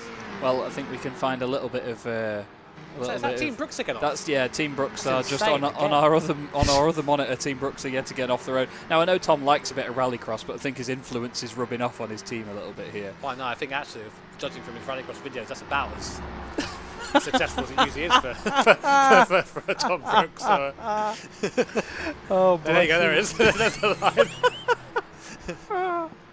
Oh no! I hope he watches this back. Oh my word! Poor Grace and/or Neil.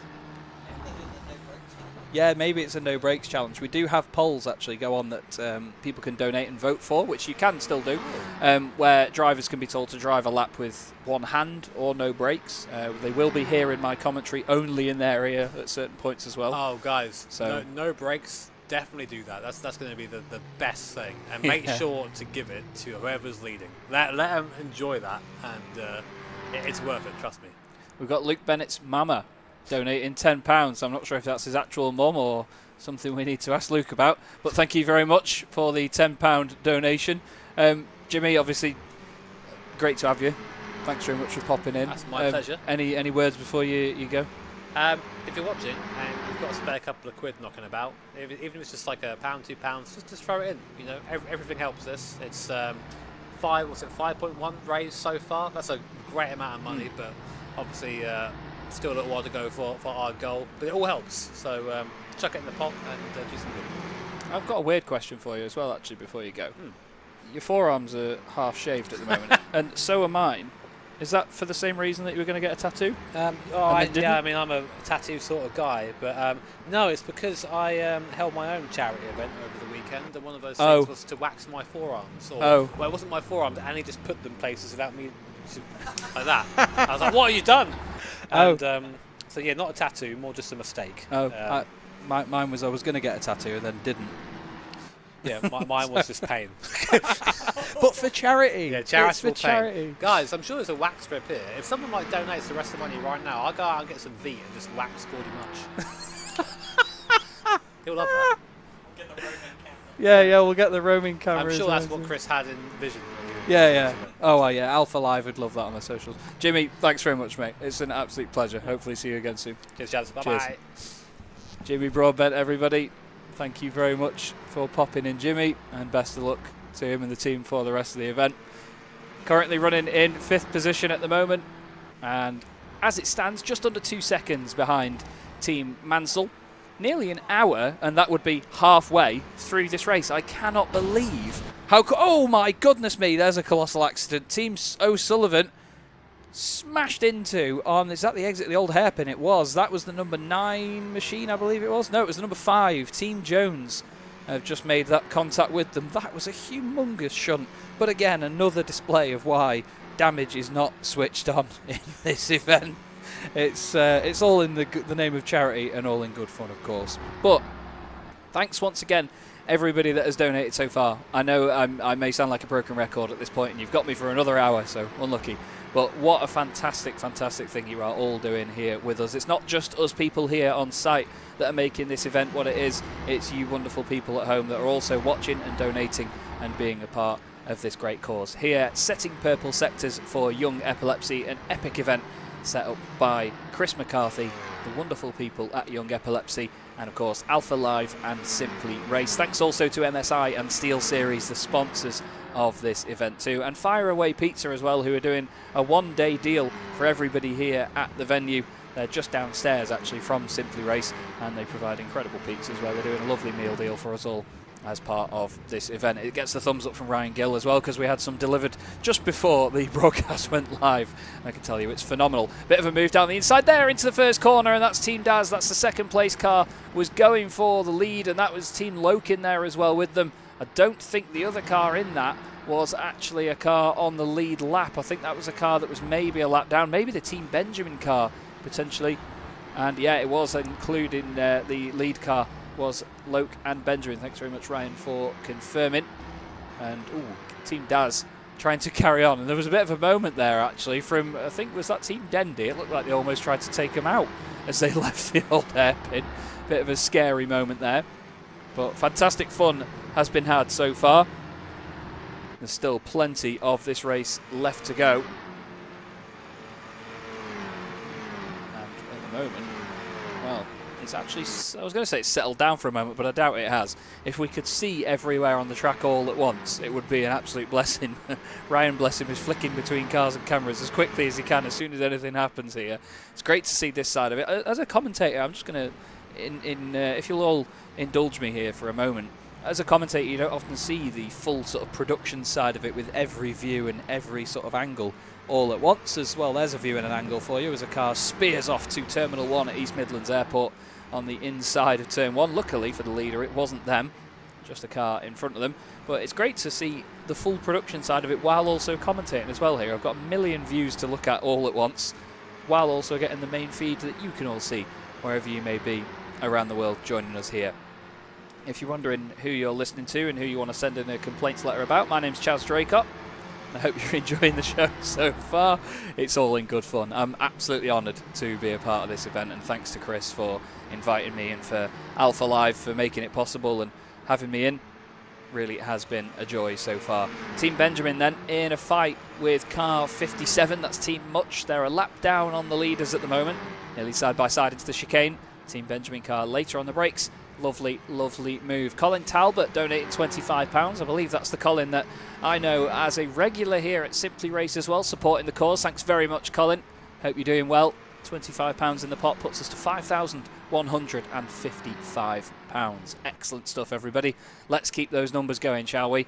And let's try and get to that £15,000 goal. Like Jimmy and Harry and Tom have all said, and Christian as well earlier on, if you do have anything to give, please do give it, obviously within your own means. There is no pressure at all, no obligation, but we would be very, very grateful for a single pound that you can donate here to this great cause at Young Epilepsy.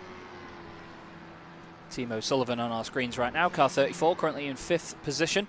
Just going through Coppice, around the long right-hander, over to the left, past what used to be the museum, and over the Crestway. There used to be a lovely Dunlop Bridge, and into the final chicane once again. And I've been inundated with guests, and I'm very grateful for it, so you lot don't get bored of my commentary on my own. And I am delighted to say that I'm joined by Monsieur Gordy Much. Gordy, hello. Hello. How Hello, are you? everyone. Yeah, very good, thank you. How are you? I'm loving it. This is great. Yeah. Yeah. I get to commentate on you lot being lunatics out there, and then every so often one pops in and tells me a different story. Yeah. So what's yours?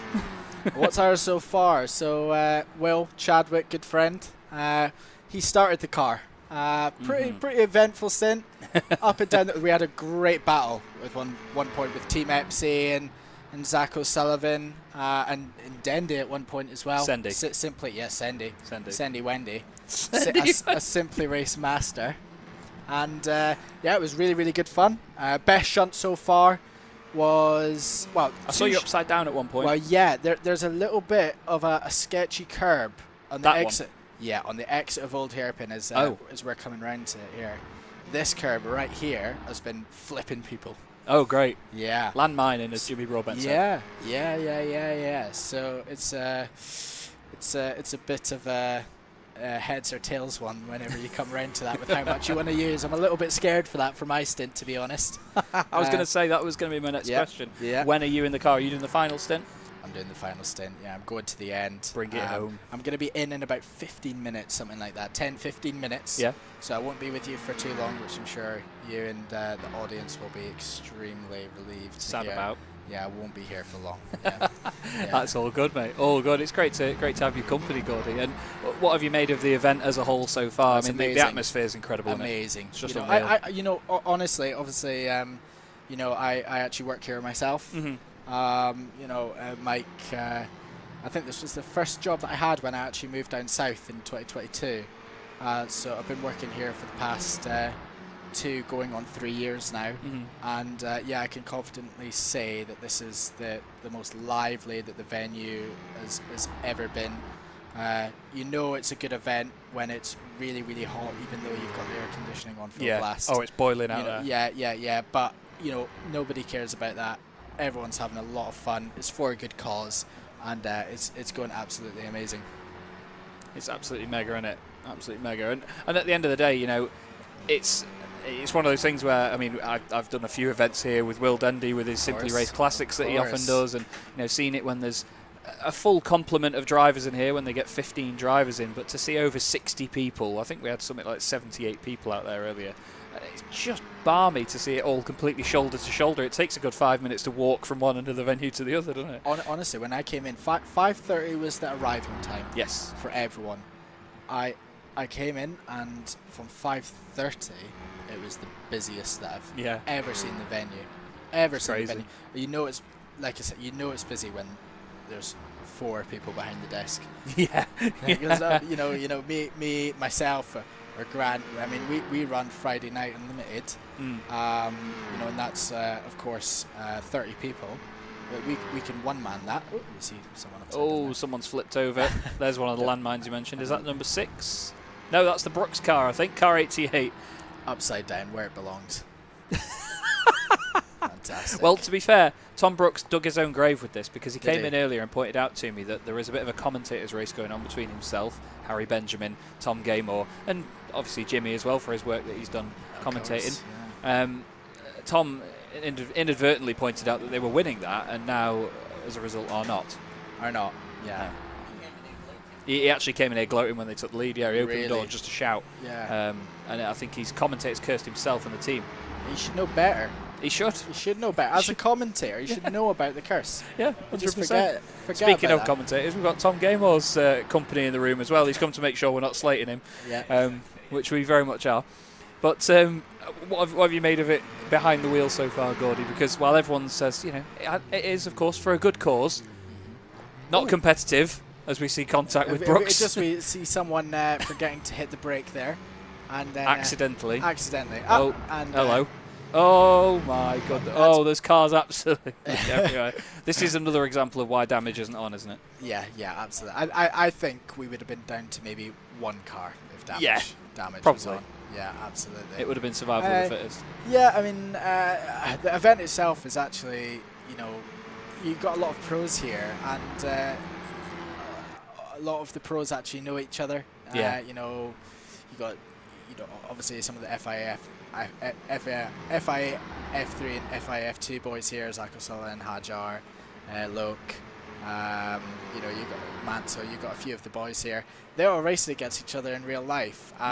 So even though this is a fun event, we definitely see the competitive side of the pro drivers. Yeah. I think for the people that aren't the pros, they're just here to drive around, have a bit of fun.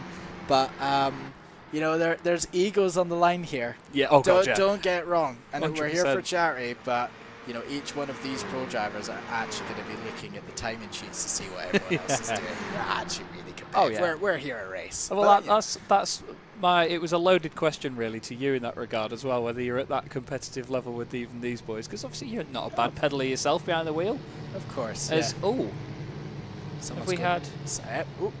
You know what it looks like? If they're coming into the pits, they've just pressed the pit limiter really, really early. No, that everybody is running at that speed. Is that a full course yellow, Ryan? Maybe, but I've not been informed of it. Oh, that's very interesting. Either that or the cars have been just reduced in terms of power. I don't know. Yeah, Tom Gamos just said this is the speed he's comfortable. comfortable. A bit of race control, because from race control, of course, working from the desk, you can actually apply the pit speed limiter to all the cars at once. Do you think they've done this to mess with them? I'm not entirely sure. There will be Grant and Dana running the event, both of which are mischievous. Well, I was going to say relatively sane, so there must be a good reason behind this. Yeah. So they're up to something. But if this is the case, I might pop as team manager. Yeah. Perhaps I might pop out and just see what's assert going your on. authority, Gordy. I think so. Any final words before you go then? Live fast, don't crash. I'm glad you finished it with that, because there's another version that people always say. Yeah, and support young epilepsy. Thank you very much, Gordy. Absolute pleasure. Cheers, mate. See you again soon. Thanks for having me. Gordy Much, everybody, hops out. Thanks very much. And I'm delighted to say that I'm going to be joined by another co-commentator of mine, and I get to call him a co-commentator. It's like an honour. Tom Gamemore, hello. Yeah, this means I don't have to concentrate. I can just... it's muscle memory. I can just look at the pictures and speak when spoken to, and not have to think about what's coming next. How are you finding it so far, mate? You enjoying yourself out there? I am indeed, actually. So my second stint was much better than my first stint. So I was not as quick as I would have hoped to have been during my first go in practice. Everyone said that so far, don't worry. But I'm proud to say I've lost a few seconds on my personal best in that second stint. So down to a 107.9, which is nowhere near as competitive as quite a lot of the people here. But I am 43 years of age and came from an era where this didn't exist when I was racing. So they had good excuse books back then. Absolutely, I had goggles and a hard hat. Yeah. To be fair, with some of the driving out there at the minute, you'd probably need it, wouldn't you? Because it's been a bit brutal at points. Yeah, absolutely. I had a little go at Team Loke as well when they came up the inside of me at McLean's. Got the old switchback and fired them off on the exit, which was very unsavoury as a back marker. But I felt I needed to get my knees. Cut across your nose? Yeah, I needed to get my knees and elbows out, as they'd say in bike racing. So absolutely. But what have you made of the event so far? I mean, it's you know what, epic, it's great. Isn't it? Yeah, it's great. So you get out of these what you put in, and Chris and the whole team have put a huge amount in. The whole team at Young Epilepsy, the whole team at Simply Race, and everyone behind the broadcast as well, and everybody that's come here today.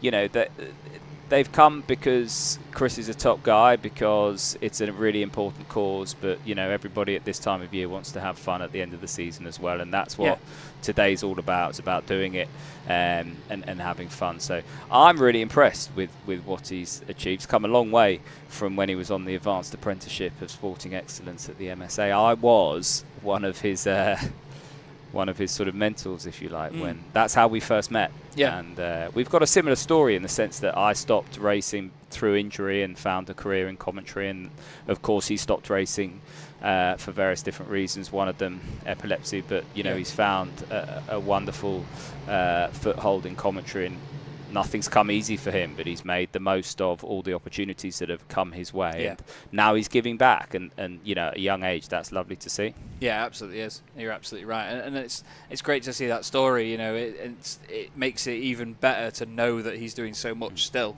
and it's not been seen. Oh, that's Will Dendy's car that's just been off the road. I'm not sure if that was cheating. We're trying to get an update on why all the cars are doing this. We've got an issue with one of the cars, I believe, which is the number 45 machine of Team Ep. So I think everybody. That's impressive. They've not finished before the finish. Yeah. Which is that's quite impressive, isn't it? That's very, very impressive. I'm really impressed with that. Well, I mean, to be fair, my own story, Tom, cannot compare, because I just basically, I winged it through COVID, but it's because my mum says I've had 30 years practice talking rubbish. I may as well get paid for it. So here we are. Well, you do a good job. Thank you very much. It's been a pleasure to finally meet you as well, actually. It's been a long time coming before this event. Yeah, and actually, maybe see what I look like. Yeah, people recognise my voice before they recognise my face, because that's the joys and the wonder of I always have to apologise to people when they meet me in person, because they always think I look better than they imagine me looking better than I actually do. Yeah. I'm not as round in people's. You look good for 21, mate. Thanks. Oh God, Jesus. And you said you were 43. I thought, flipping heck. I know. I've had a downhill paper round. If I shave, I look even younger. I've not had a proper job yet. I've never heard that before. I like that. But, you know, what a fantastic group of people we've got. There's people from all corners of motorsport and sim racing and just the industry in a whole. But, you know, the fact that everybody seems to know everybody just makes it even more sweet, doesn't it? Yeah, it's good. And there's people that I've not seen all year, because people get busy, you know. Yeah. Everyone's got their own individual program, whether or not they're driving, whether or not they're part of a team, a production, whatever it is. And so you really, by the end of the year, miss seeing so many people. And, you know, there's people I've not seen for absolutely years. The Buncombe's, it's good to see Chris and Alex. It's good to see, you know, Colin Turkington. It's good to see various different faces, and you know, some of the youngsters as well. Crikey, I feel old when you see some of the F2 and F3 drivers, and how young everyone is now, you know.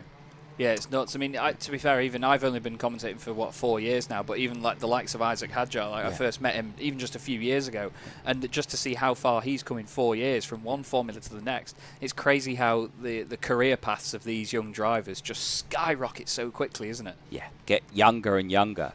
Yeah, that's the thing. Yeah, they get into a certain phase, and it's like they're only like 16. And I mean, look at when Max Verstappen started driving. You know, he won a Grand Prix before he had a driving license. Yeah. It's terrifying. People say Poloam. I'm going to IndyCar now, because obviously that's my chosen subject. If we're on Question Time, not Question Time, Mastermind. That's it. Yeah. I don't want to go on Question Time. It's far too sensible and political for me. But yeah, Mastermind. I don't want to go on that either, because I won't do terribly well, I fear. But you know, you look at Alex Palou, and people say he's too old now for Formula One. You think, it's nuts, isn't it? It's mad. Yeah, if you're sort of mid-20s, you're past it. Yeah. It's almost like football careers where they sort of get to 30, and it's like if you're on FIFA and you're 30 years old, it's like, I don't want. If you get them as a trading card or something, I don't want that. Yeah. Flipping out, it's crazy. I mean, I'm 32 now. It makes me feel old, but you know what? It's part of the fun, isn't it? There's so many great people all in one room, and that's another element of this. You know, it's not just sim racing online. Everyone in their own rooms and houses. They're all under the same roof. Yeah, I agree. I think sim racing's, you know, excellent. It boomed during COVID. Obviously, it was around before in various different forms and guises before COVID. But you know, really, sort of that COVID period.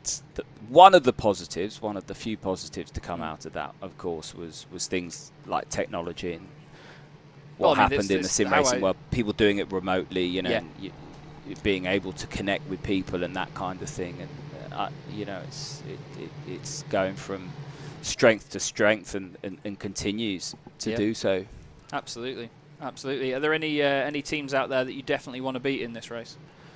Yeah, Harry Benjamin and Tom Brooks, because obviously sort of fellow commentators that I'm fairly close to. So I mean, I don't think we're going to beat them, but you never know. Well, I mean, you never know. We're close with Team Brooks at the moment. We're 10th, they're 9th. They were leading the race earlier as well. Get a few more DNF gremlins into anybody else in the top 10. Well, Jimmy Broadbent said he was going to go and unplug Tom's pedals earlier on. Yeah. So we'll see whether that comes about. But you know, probably speed me up unplugging my pedals. Just gravity. Yeah. We can carry on the downhill paper round. So have you been commentating the whole time? I have indeed, yeah, and I've been loving every minute of it. That's very impressive. Thank you. It's been very, very good fun so far. I've been absolutely loving it. I'm sure the people watching haven't, but they've had to listen to me, so it is what it is. But, you know, it's great to be a part of something like this and hearing the reactions as well. One of the best bits is that you see the cars have contact and spin, and then if it's one of the teams just the other side of the door, you get a massive uproar of noise all of a sudden. And, you know, it brings a bit of the atmosphere in here, and it's just amazing. It's great to live it and feel it and be part of something. When I took over as first change, I was just hoping that one of those uproars wasn't for me taking out. So how we doing? It's been interesting to say the least. Oh, there's actually a car that is now cutting across the first corner. been cutting across the first corner. We've got team, it was Team Dendy that's been speeding up. There's been a few cars now that are actually showing us a lap down as well here, Tom. There's a bunch of them that have all lost a lot of ground. Are there penalties being dished out? I think so, but we haven't had them showing up on our screen, unfortunately. We've not been having sort of like, because I got a few track limit evaluations when I was driving. Evaluations that were never what's the word? Never conclusive.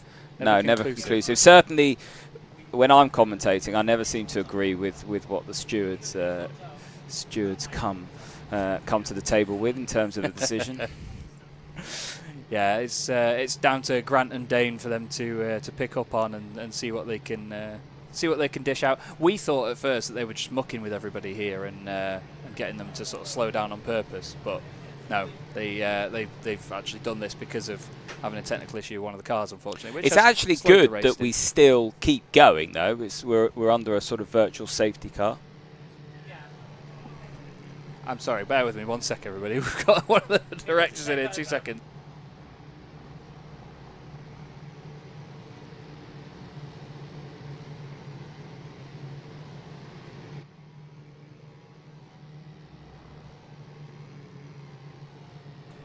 Sorry, everybody. We've one of the guys from Alpha Live there was just letting us know. We've had these polls being voted on at the moment, Tom, where some of the teams are now going to listen to us commentate. So it's a good time that you're here, actually, because we now get to commentate in a driver's ear. We're going to join them on TeamSpeak, and I'm not quite sure which of the pods we're going to speak to, pods being the rigs, but we get to basically slate a driver in their ear for a little bit and potentially hear some chat back from them.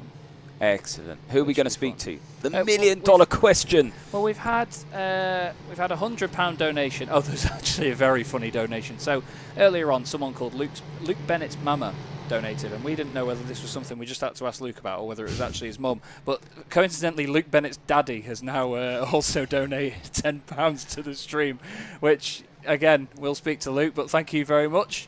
Great to have the family involved. Thank you very much. The Bennetts getting indeed. involved, showing your support. All the money goes to a wonderful cause. It does. And obviously that's the great sort of underline of all of this, is that it is all for a fantastic cause. So there's been a donation of £100 from Chris to say that they have to listen to not just my commentary, but Tom's commentary as well now for a certain amount of time.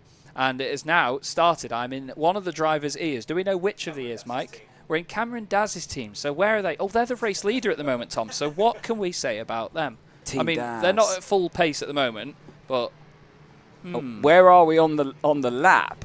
Would be a good where start. On earth is Cameron? I think they're in sector 1 at the moment. Do we have visual? Okay, round the first corner. Should we start with advice?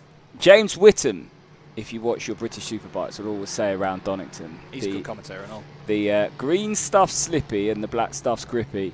That's my first bit of advice. I can imagine that in his accent as well. In his Yorkshire accent. Yeah. Oh, absolutely. Doesn't he fly a plane? He does. He does fly a plane, and he has an airfield as well.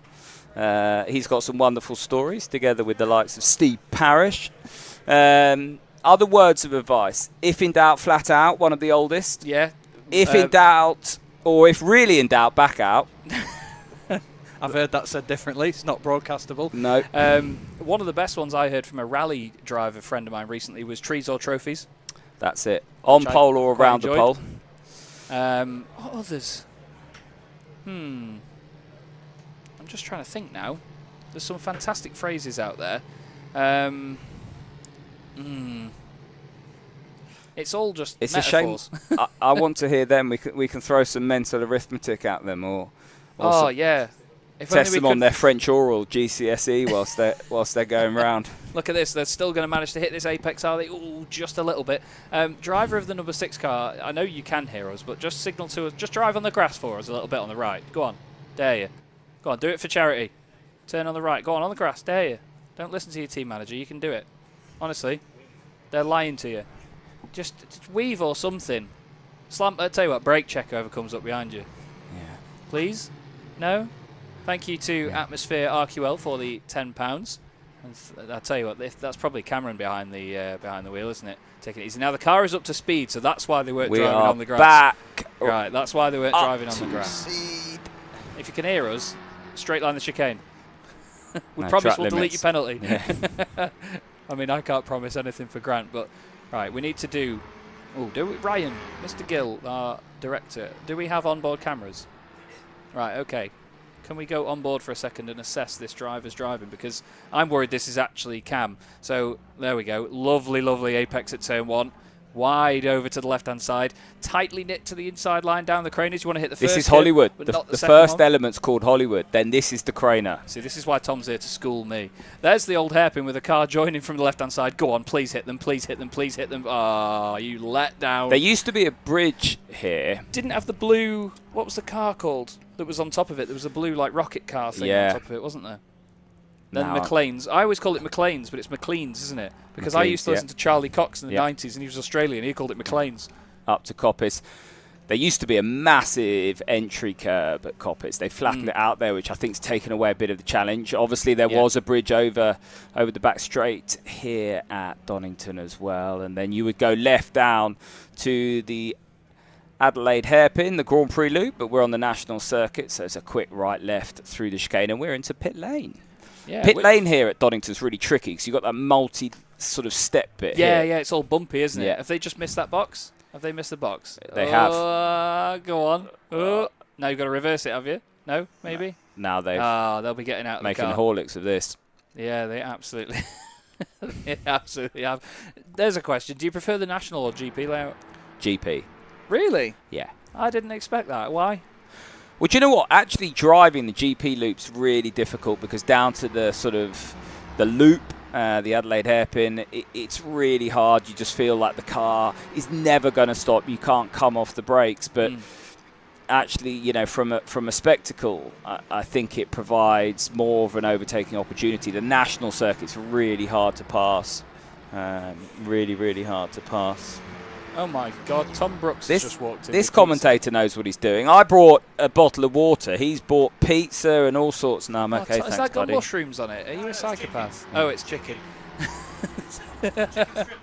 There's chicken No, I'm strips okay. and all. Yeah, you know what, Tom? I'll have a chicken strip. Thanks very much. This is, see, he's come to buy his way in now for us to say nice words to us. This is Gran Turismo money. Have you Mr. done any Gamer. commentary? Yeah, he's on big money. He's Gran Turismo money, this. What is sportsmanship? This. I Food. mean, Bring you food should to see your his fellow Ferrari commentators. outside. With our Hyundai badge on it. We love you, Tom. Actually, following his sort of adventures through buying cars is quite amusing. It is because... Not for Tom, but No. It's like, to be fair, yeah. I massively respect Tom because if I had as much money as he does, Yeah. I'd be the same. I buy a new car every day. He's bought a few cars that are more that haven't quite done what they say on the ticket. have that they, Alpha Tom? was definitely an Alpha. Yeah. It was a shed underneath. The Mondeo, honestly, if you jumped on top of the Mondeo hard enough, the floor would fall out, wouldn't it? More holes than Swiss cheese, says Mr. Brooks. Just in case you all can't hear him, everybody. I've got chili flakes in my gob. But this is part of the fun, isn't it? See, I'm in a commentary box with Tom Brooks and Tom Gamewell right now. I'm having a great time. I've got a chicken strip in my hand. Yeah. Oh, Someone's really? just gone off at the old hairpin. Oh, yeah, in look, a race. spectacular Look, a fashion. motor That's race. the leader. No, it was the leader before they pitted. That's Team Das. Are they still listening to us, Ryan Gill? Yes, they are. Oh, brilliant. So they can hear us talking about chicken strips and Ford Mondeos. What a fantastic... So they've dropped down to third now. That's not because of the crash, because of their pit, but they're going to be even further off of the race lead when that all comes back to fruition. So I wonder who's in that now, but either way, they would have been hoping that I didn't spot that. Yeah, absolutely. They'll definitely been hoping that we... that we don't You had look your at eyes on the chicken wings. I mean, yeah. I mean, Well, I can't say no to chicken. no. That's my girlfriend. My girlfriend knows that we both have an insane Key to love your of heart. chicken. Oh, it is. Absolutely is. But what have you made of... Have you been behind the wheel yet? Yes. Yeah, what did you make of this car at the circuit? Because it's a commitment car on a commitment track. Yeah, isn't do you it? know what? You actually drive like you are in a go-kart almost. Team Das off again at Redgate.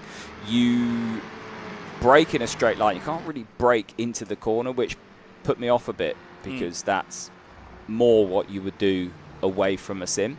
So brake in a straight line, bang it down, pretty much fourth gear everywhere. Ooh, another Tetaker down at the old hairpin for Team Das. And yeah, you just gun the throttle and away you go. So it's actually quite a user-friendly car to drive. Someone else makes a mess of it down at the old hairpin. That was Team Brooks. If you carry too much speed and you bounce across those exit curves, obviously it's quite stiff. It's a single-seater. It's going to bottom out. Or get thrown up in the air, as we've seen a few times. There's another spin for Cameron Dass's team. We still have Mansell on our main screen, by the way. We have 2 feeds in our commentary box, so we can see multiple cars having moments elsewhere. Do you know what? Team Hadjar up to third. He had a monster stint because he was next to me. He was first change. Yeah. Isaac Hadjar in his car. And whereas I sort of took over in 11th and stayed 11th, he kind of like took over in 12th and ended up 5th at the end of his stint. So he had a monster stint, and now that car's up to third. Team Mansell leading Team Loke second. Team Hadjar now up to third. Team Das down to fourth. We're still in 11th. We seem to just be in 11th whatever happens. Yeah, it's like I think there's a technical glitch with our car. It's just stuck in 11th. We'll get Ryan to change the timing to show Team Game All right at the top. And I'm still behind Team Brooks and Benjamin. Wait till I get hold of Chris McCarthy and then be stitched up here.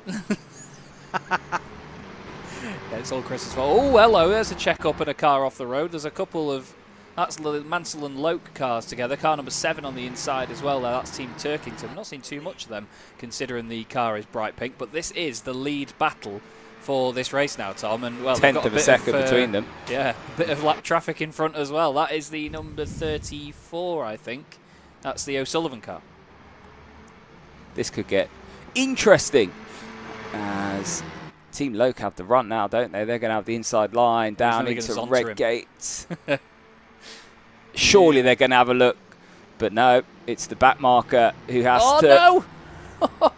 Nearly. He tried. That was a scary moment for Loke, that was, but to be fair, I think they got lucky Almost there, helped the back marker out there. Got the back marker out of their spin, pointing in the right direction. Now Team Loke can get their head down and start to focus on the rear wing of that Team Mansell car. Gap just opening up to 0.4 of a second, but you can see it on screen. Basically nose to tail up at the top of the hill. It's amazing how much Donington undulates and how, if you're standing down in the paddock, McLean's right up at the top of the hill, then Coppice, and then obviously they start to sort of make their way down this back straight, down to the final chicane. You forget how sort of uphill the start-finish straight is as well, because of those bumps. It's, hello. There's another moment. That's the Will one Sendy. car. Do you know what? Team Das has dropped down 2 spots now. They're 6th. Car 6, P6, which pleases me. But this battle for the lead still going on at the moment. Just a reminder as well, this is all, of course, for charity. There's a QR code in the top right that you can scan to donate right now. £5,275 raised, and these lot are going to entertain us for even more. How has the Team Mansell car stayed on the outside of Team Loke, who had the inside line through Redgate, try and hang on through the Craner, and again they're up the inside of the old hairpin, but they get their nose chopped off. They're both bouncing across the grass. Team Mansell have spun. He styled that out, though. Fair play. He styled that out Did nicely. they risk too much staying on the outside for too long? I'd say so. I would definitely say so, yeah. I think it was brave, but too brave. And now, that's the number 9 machine trying to take As they say, you don't need to win every battle to win the war. Very true. Very true indeed. Isaac Hadjar's team now. Penalty for someone. Team Dendy. Oh, that's no surprise. It's Will Dendy's team. He's rubbed off on him, hasn't he? It's his influence. The Dendy influence. Will Sendy, as we call it. We love Will, though. He's a regular here at Simply Race, and he often organises an end-of-month Simply Race Classics event where he gets a bunch of us all together and we all come down and race, and it's an absolute riot. We have so much fun. Gives me a chance to fire him off in a Formula 3 car every few weeks, which is lovely. But no, he's a great bloke as well, and I'm sure that he'll be enjoying the spirit of this event more than the results, I'm sure, as we've had the number 6 Cameron Daz car off again. But this is one of my main points here, Tom, is that this race with mainly teams filled with 4 drivers, much like you get in endurance racing, just not quite to this level, you get a huge variation in pace from one driver to the next, so it's never a done deal, is it? I think you're diplomatically saying I'm one driver to the next there. That's definitely the case in our team. There is a spectrum of performance. I think that, a spectrum of performance, yes. It's the kind way of putting it, and I'm on the wrong end of that spectrum. Talking of my team, I might actually have to go and see what's going on, because I don't think we've made a pit stop since I've been here. Well, Tom, it's been an absolute pleasure. No, great to finally meet you tonight, and thank you very much for your time in the Thank you very much. I might come back. So yeah, please do. Keep up the good work. Cheers. And Tom. I'll send someone else in as well. Yeah, thanks very much. Tom Gaymore, everybody. Thank you very much indeed. Brilliant entertainment. Great bloke to speak to and commentate with. He and his team at the moment run in 11th position, but they've been in the pits for quite a while now. 7 minutes and 20 seconds by the look of it. Not quite sure if we've got some sort of pit issue for some of these teams. It does say that Team Much have been in there for a long old time, but I think that's an incorrect counter as of this moment, because they are not 21 minutes down. We'll have to wait and see what happens next time that they cross any of the timing beams or any of the lines, but we'll get round to that. It says that Team Dendy are also in the pits, and very inadvertently not. They're definitely not in the pit lane, so we'll catch up with that as, oh my goodness me, Tom Brooks' team not quite catching up with the car just there. And there you go, now you can see the timing. Thank you very much, Ryan Gill, for just giving that a quick refresh. You can see that, oh, big contact between Brooks and Benjamin. That's going to go down, to quote one of my favourite commentators, David Addison, like a cup of cold sick, with both teams with big contact. A big old moment between those two teams there. And I am delighted, to be joined by another co-commentator for this event, Tom from F1 TV. Tom, hello, how are you? Good to meet you. Good to meet you too, Chaz. How are you? Very good. Loving life at the moment and having a hell of a time watching this race. It's been great fun. How have you found the event so far? Very intriguing. Obviously, we just had that pit limiter period, didn't we? Or VSC, however you want to call it, or full course yellow.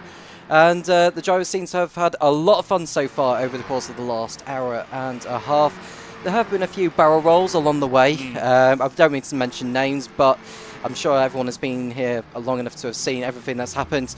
And so far, it's been sort of fluctuating between Loke and Hadjar and Das, I think, was towards the front of the field earlier on in the race. But now, as they keep changing drivers, some are quicker than others. And we are beginning to really show it as the minutes count down. We've got half an hour to go in this race. You just see the Team Das. Team Das. I don't know who's behind the wheel of that, but I'm sure he'll recover from that sooner rather than later. But 7.5 seconds between Team Loke and Team Mansell. You have to say it's game on for the victory, isn't it? Well, with that spin, you could say Das not good, but Team Loke certainly not out of the woods yet with that race lead, as there's contact between Team Mansell and the number 7 machine. Team Turkington fired off into the barriers on the left-hand side. It's a bit of a blessing, isn't it, Tom, that damage is not on for this? Well, it's a huge blessing, isn't it? Otherwise, we'd have been seeing them. And we can just see a tangle there between. Team Mansell once again. I think that was Will Dendy's team. Well, the odds. Oh dear, my Christ! What is going on in the background? There's incidents everywhere. I think the gloves are off now, aren't they? Yeah, I think there's just some drivers are just beginning a little. Ryan Gill has rightly pointed out they've probably put all the amateur drivers in now just to add more chaos to the ongoing chaotic event, the final half hour. Indeed. So we've got Loke still in lead. There is the Team Mansell car you can see on the screen there, running in P2 in the number 33 RHGP livery there, just avoiding the number 2. That's the Team Broadbent car that's just come out of the pits, albeit 8 laps behind the leader. And so, given the course of this national configuration of Donington, obviously it's a quick lap round here, so not too many corners for the sort of amateur drivers to learn the ropes about, especially on this R Factor 2 mod. Yeah. But they've seemed to have got the swing of it, some of which have had practice before the race has begun as well, so they've got used to how the car behaves, how the steering wheel behaves when they're going through the corners as well. And they seem to have got a grip on it, although maybe more than others have done. Yeah, definitely. You know, it's been great to see a mix of pro racing drivers, pro sim drivers as well. We've got the likes of Kieran Prendergast here who raced in the FIA Motorsport Games, and you know, people that have never even driven a real car or a sim at all, you know, taking their very first dive into sim racing. But it's a fantastic atmosphere out there, isn't it? So many great people, and you know, to do this all for a good cause, it's got a big smile on everyone's faces. So. Oh, absolutely. There's so many smiles on everyone's faces, even though if their team isn't doing that great. There we just see the number one go off the track there. Who would That's that the be? Will Dendy team. Yeah. Surprise, surprise. Brooksy and Antonio Rankin's team side by side here into the chicane once more, both very even on the brakes, and down the inside goes Brooksy's squad. He'll be pleased with that. One of the best things about being in here though, Tom, is obviously it's a lot more chill in here than it is out there, but you can hear the reactions of the teams just the other side of the door, can't you? Yeah. Oh, more contact has just happened off screen.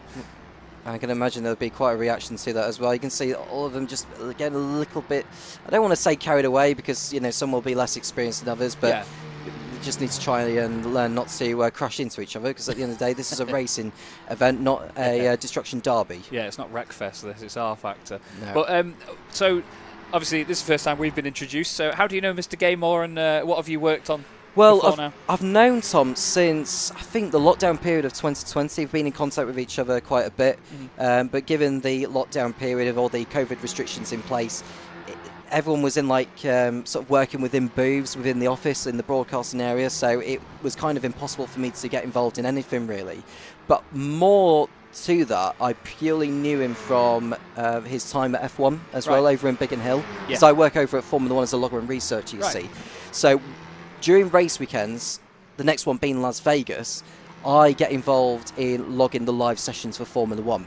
Now, given it's Las Vegas, it's just F1 which I'm logging, because there's F2, F3 and F1 Academy, which I would be. It's a lot of series. So, you know, next time out, it's going to be quite something actually, because obviously we're waking up very early in the morning to be doing the job anyway. There is like some comping stuff which I'm involved with as well, so people may know the best battles and the best overtakes which get put out on YouTube as well.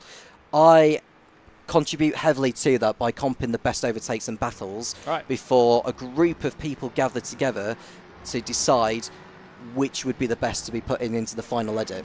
So I may come down to like the best 20, let's say, for instance, and then each and every one of them would put in their own rating on each and every one of them, and the combined total, or maybe the average total, could determine which 10 get into the final edit and which 10 don't. Good stuff. So that's an example. Very intriguing stuff. Yeah, well, I like it. It's good stuff. Well, it's good to have you here with us in the commentary booth. And are there any words for the people watching, those donating or anything? Yeah, if you haven't already done so, keep donating to Young Epilepsy. Obviously, it's an important charity as well, and a shout out as well to Chris McCarthy as well, who was of course a racer back in his days as well, before he unfortunately was refused a license because of his epilepsy condition. And so he switched his focus from racing to being a broadcaster as well. And the work he has done since the switch has been magnificent, from go-karting through to Formula Regional, and more recently with F2 and F3 and a little bit of F1 as well. So hats off to Chris for the job that he has done, especially at a young age as well. I think he turns 31 later this month. Yeah, he's younger than me. Really? Well, hats off to him, because he's done a superb job to get to where he wants to be. I know I would love to be in the position where he is, but nothing to take away from where he has got himself to, and the support he's got, the network that he's got as well. And he's laid down, I think, a new foundation for those young guns who wanted to become a broadcaster in the near future. Absolutely, and nicely said, Tom. Well, thank you very much for joining me, mate, and I hope you enjoy the rest of the event, and hopefully speak to you again soon. Thank you very much, Chaz. Your dulcet tones very soon. Thank you very much. I'll leave you to it. Thank you. Have a good evening. Cheers. Thanks very much, Tom. Much appreciated. Great to have you in the box with me. And now we look back at the top 10. So it's Team Loke from Team Mansell, Team Broadbent up into third position after the dramas of earlier, followed by Team Gaudy Much, Isaac Hadjar in fifth place, Harry Benjamin's team in sixth position, Team O'Sullivan, Team Das, Team Brooks, and Tom Gaymore's team in 10th place. We currently have £5,295 donated. Thank you so much to all of you. Another penalty for Team Dendy. Again, I say surprise, surprise. GT Motorsport have donated £10 as well. Tom Cairns has also donated a tenner. Thank you very much to each and every one of you that has donated so far. It is massively, massively appreciated, and we hope that you enjoy the final part of this race here at Simply Race, set in purple sectors for Young Epilepsy. An amazing event set up by Chris McCarthy and the great people at the Young Epilepsy charity, including drivers such as those at Team Jones that you just saw spiralling through the air of Derbyshire and Leicestershire as well. Thanks also to SteelSeries and MSI, the sponsors of this event, also the support from Fireaway, and of course to the people at Simply Race, where we are obviously running this event from, and Alpha Live, who are running the broadcast as well. My name's Chaz Draycott, the commentator for this event, and you'll have seen if you watch the show stream, we have two streams on, by the way, the race stream and the show stream. Over on the show, you'll see my wonderful colleagues Izzy Browning and Piers Pryor, who will be speaking to drivers and teams and everybody around the venue, and providing a lot of fun to be had throughout. But Team Loke currently lead the way in car number 36. They are 15.5 seconds ahead of Team Mansell, with Team Broadbent in third position.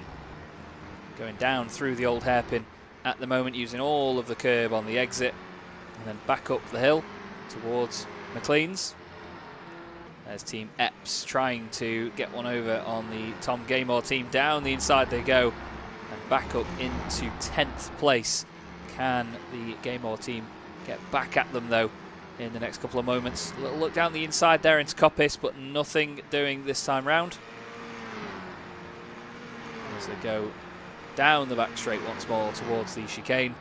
You've got a long old time to think about that braking zone before you throw it in right and then throw it left. Up over the slight crest. It's not easy to get that chicane right. It looks very easy and flat from where we are with our TV cameras, but no, it's definitely not the case. The car wants to break away from you over the crest. I'd argue this is Mike Epps behind the wheel actually right now. I don't think he did the first stint for his team, but he's having a good old run of it. Whoever is behind the wheel right now, showing fantastic competence and great racing lines over the first, even the final sector, as well as we joined them a moment ago. Here's Team Mansell currently running in second position. Currently 15.5 seconds off, but again, clearly a very competent racer behind the wheel, keeping it nice and tidy. That's what it's all about. They often hear in motorsport that the ones that don't look fast, as I say it, the ones that don't look fast are the ones that are going fast. Team Mansell going a little bit too fast for their own good there. To quote another favourite commentator of mine, Charlie Cox, there's too much horsepower, not enough grip, and that's just psychological. Team Mansell then losing yet more time. You couldn't write this stuff. That's commentator's curse right there. Team Epps continue this charge forward, now right behind Team Brooks, car number 88, as they cross the line. Piers Pryor donating £20. Thank you very much, Piers. Oh, Brooks, he's been absolutely smacked by Team Epps. And I could hear the shout from out of the door, which was probably Tom himself, screaming at the number 45 car, nearly contact as they head back down the hill. Wow.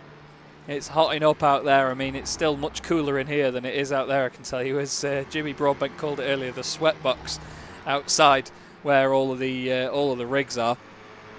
But what a great event we've had so far, everybody. I'm sure you'll all agree this has been a hell of a lot of fun. It's been lovely to have so many great people in the commentary box with me, and I've managed to get absolutely shameless selfies with all of them as they've jumped in so far, joined by Tom Brooks in the early stages, then Harry Benjamin, Gordy Much and Tom Gaymore, then also Tom from F1 TV. I didn't get a selfie with him in the end. I'm actually gutted, I forgot. I'm so sorry, but these interviews and things fly by very quickly. I'll have to get a selfie with him just later on, as I'm sure a lot of people will stick around to the venue and make sure that there's a good old debrief after this, because I tell you, some of these lot are going to need it. But I hope you're all enjoying the show. Honestly, it's been a joy to put this together so far. I say that like I've done a lot. I've just sat here and spoke nonsense into your ears for over an hour and a half now. We are 20 minutes, less than 20 minutes away from the end of the race. I cannot believe how quickly that has gone as well. Don't forget, you can donate via that QR code in the top right of the screen. There are also the amazing prizes to be bid on, which is on the Young Epilepsy website as well. There's things like tailored broadcasting sessions with Chris McCarthy. There's an entire sim rig, which is going to be signed by all of the team leaders that you see in this event today. We even have Northampton Saints and Coventry rugby tickets. There's Isaac Hadjar's undertop from Formula 2.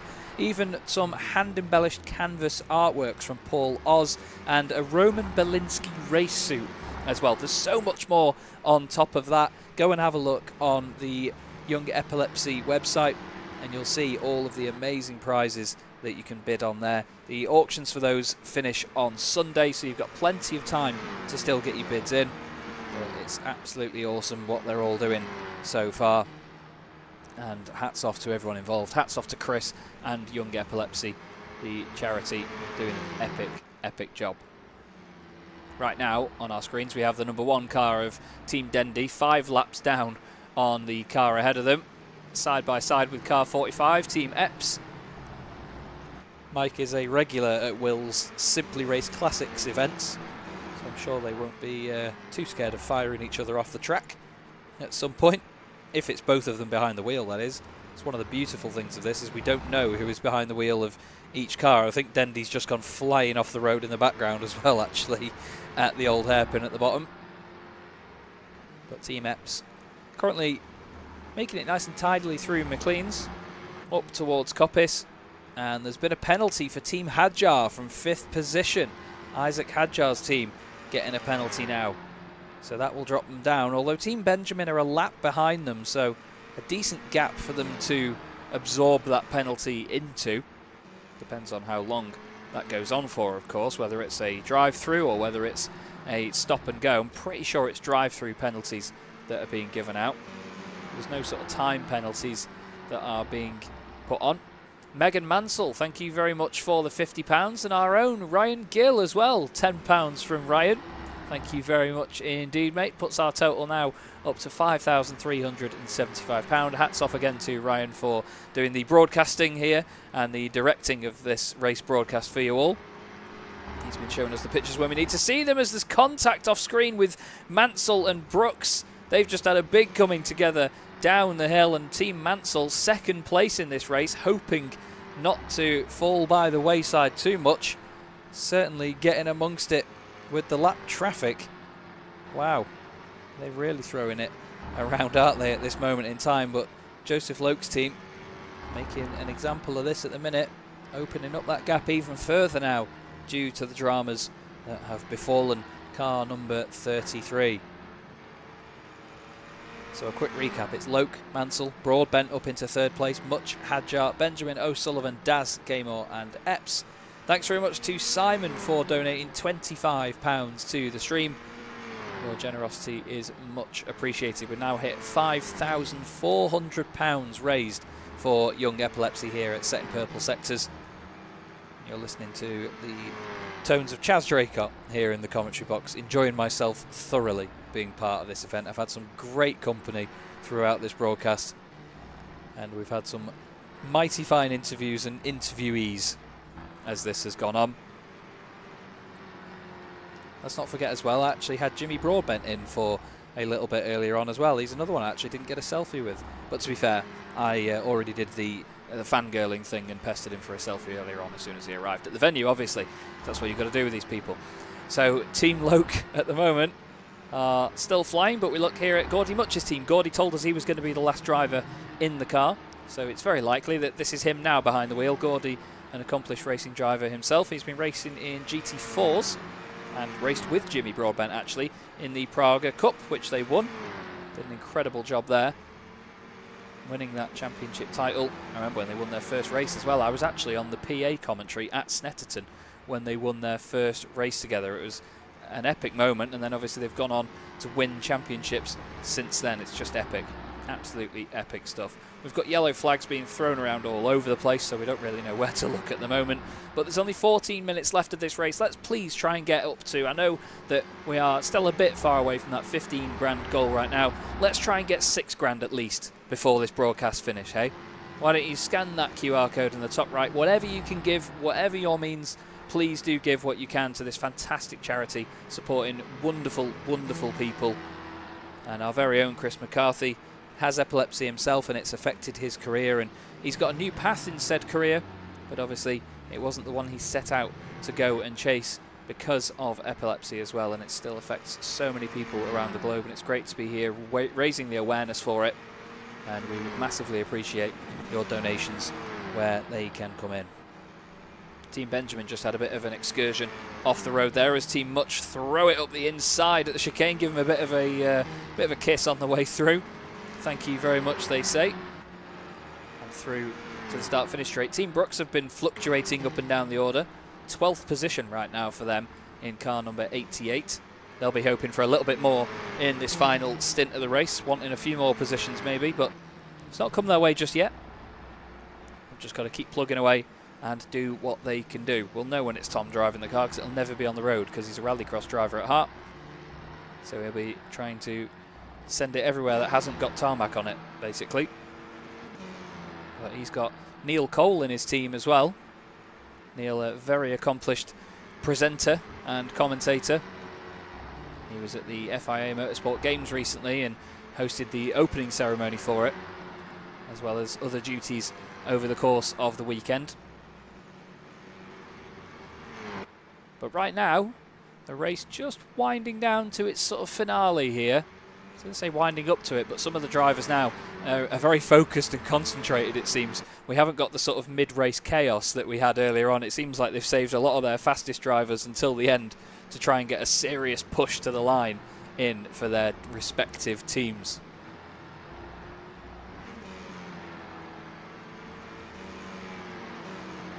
We look now at car 13, which is Team Gaymore.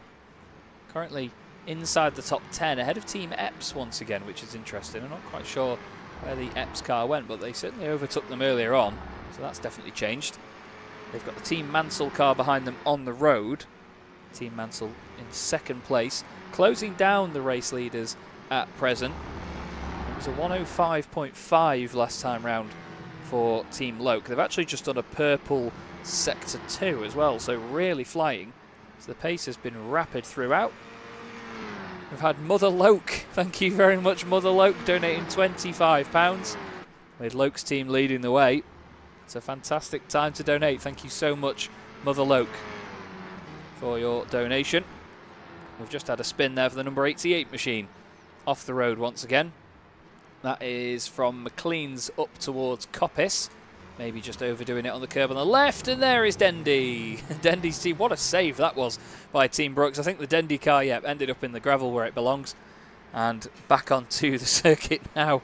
5 laps down on the car ahead, but you know what, they won't care. Will and his team, the Young Epilepsy team actually, the sort of official Young Epilepsy team of this event, and they'll just be having fantastic fun behind the wheel.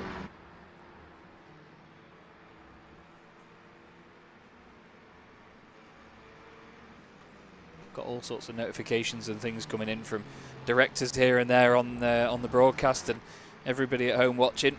I hope you're all enjoying this, because I certainly am. 10 minutes left to go. Fastest lap of the race set by Team Loke, 105.277. An epic lap time indeed of this Donington Park National Circuit. Here at Simply Race, we are of course at the virtual Donington Park. You can see the sponsor hoardings absolutely strewn around the circuit, not where they started this race.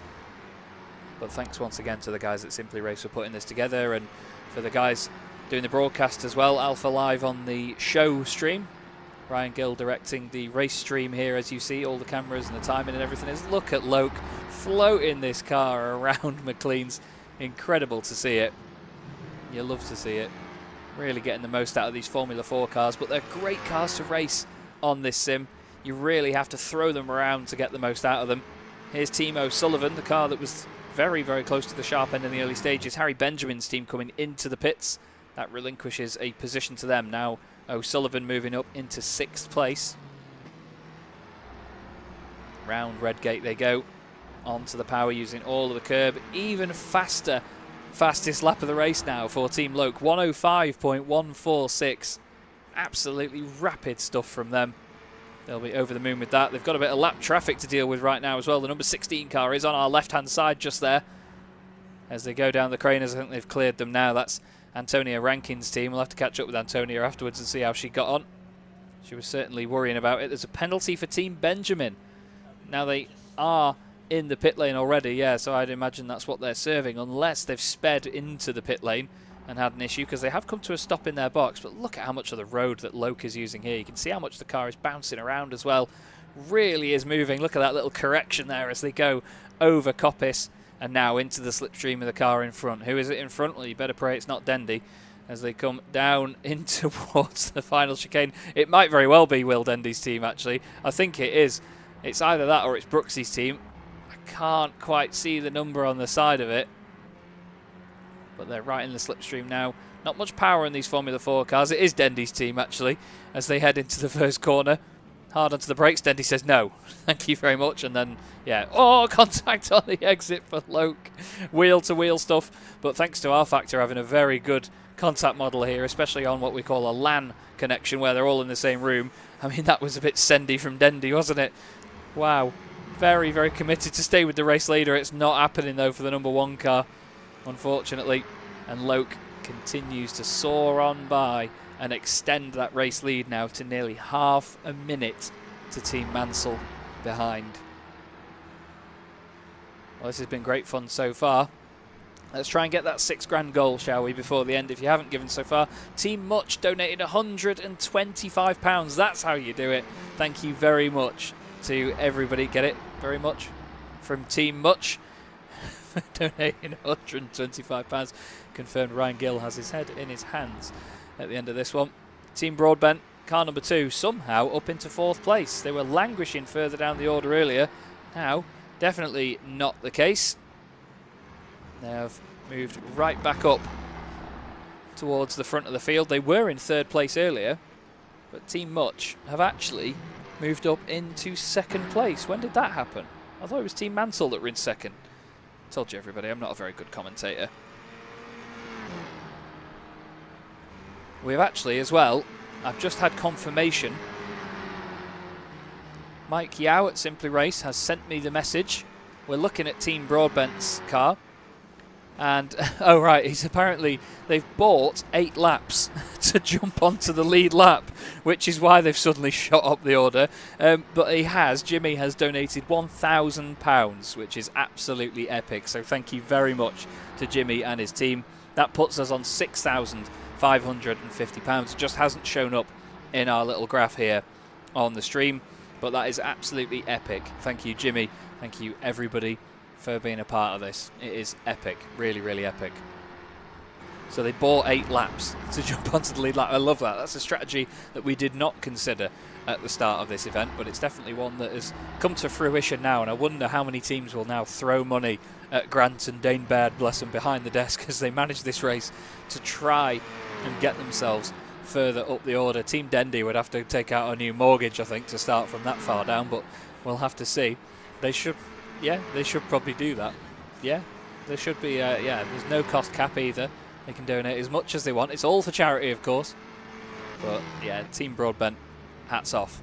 Absolutely, hats off. £1,000. Barbie and Don, thank you very much for your £10 donation as well. Much appreciated. Everything you can give, everybody, is hugely, hugely appreciated. I think Team Much, I was just saying a moment ago that I wonder why Team Much have gone so far up the order, but with that big donation of £125, I wonder whether they bought a lap as well, as there's contact between cars 1 and 2. That is Team Broadbent, car number 2, and Team Dendy, car number 1, having a bit of a scrap also. Anonymous donation of £10 as well. Thank you so much, wherever you may be around the world. We do appreciate you. £6,570. I've just heard a huge shout outside the door. Somebody's had a moment or something. Not quite sure what's gone on there, but yeah, they've had some sort of drama, whether it be contact or self-implied. Can't even speak English at this point. We're only 4 minutes from the end of this race, and I can tell you that the buzz and the noise from outside the commentary box has not stopped throughout. It has been constant. It's only going to get louder as well as the race comes to its conclusion. Team Brooks now down in 14th place. Yeah, last in the commentary race, as Ryan's rightly pointed out, yeah. Tom will not be happy with that. Oh, dearie me, and it goes from bad to worse. This will be Tom, actually, surely, in the car. Oh, Brooksy. Oh, dearie me. Oh, I hope that's him. I really hope that's him. This is going on the show reel. Whoa. Team Much there in 2nd place, having an absolute panic attack behind the wheel. My voice even broke there. Dom Bessel, thank you very much, Dom, for £10 donated as well. Really do appreciate it all, guys. You're putting in a fantastic effort now, right at the end as well. £3,900 donated by Simply Race earlier today, which is just incredible stuff. That's not to say that we appreciate your £10 donations any less, everybody. Anything you can give is hugely appreciated. Like we've been saying, to your means, whatever it may be, give what you can. There is no obligation. We are absolutely over the moon with whatever you can send to the charity. Team Loke probably have 2 laps left of this race. It's just over a minute per lap here. 105.146, the fastest lap of the race so far, set by this team. Only a few laps ago as well. And this F4 TB14 car has certainly been put through its paces. It's a great looking bit of kit as well. It's a very simple looking Formula car. Very, very lovely to look at race car. 18.9 seconds the current lead for them as well, so they don't have to push too much in these final moments. And we'll have to keep our eyes on whether there are any podium battles in the final moments. Have to see what comes our way in terms of any final position changes.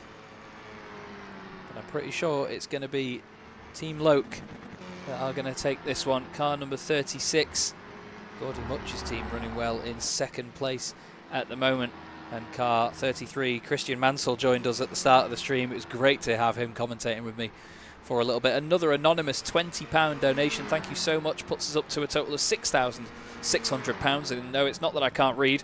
It's just that there's a £1,000 donation that's gone under the radar. We might actually get 2 more laps as of this point, because it's 1 minute and 25 seconds to the flag. And Team Loke are coming into the pits here.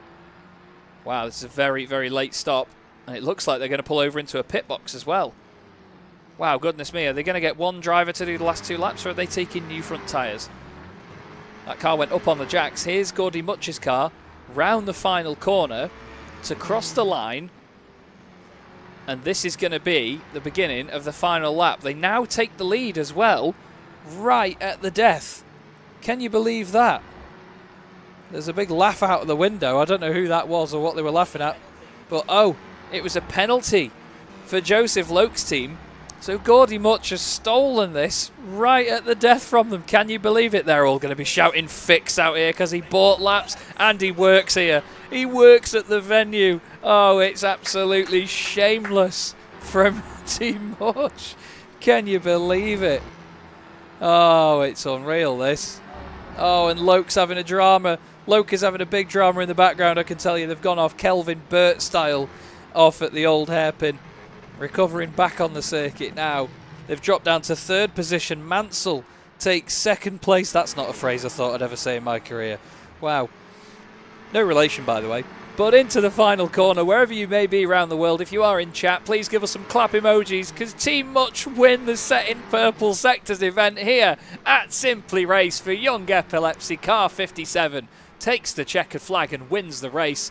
Car 33, Christian Mansell and his team take 2nd position. Very well done to them.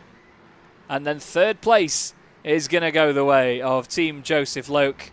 He's cut the final chicane for good measure one more time. And across the line he goes. Jimmy Broadbent's team are going to finish in 4th place. Next up it's going to be Team Isaac Hadjar in car 09.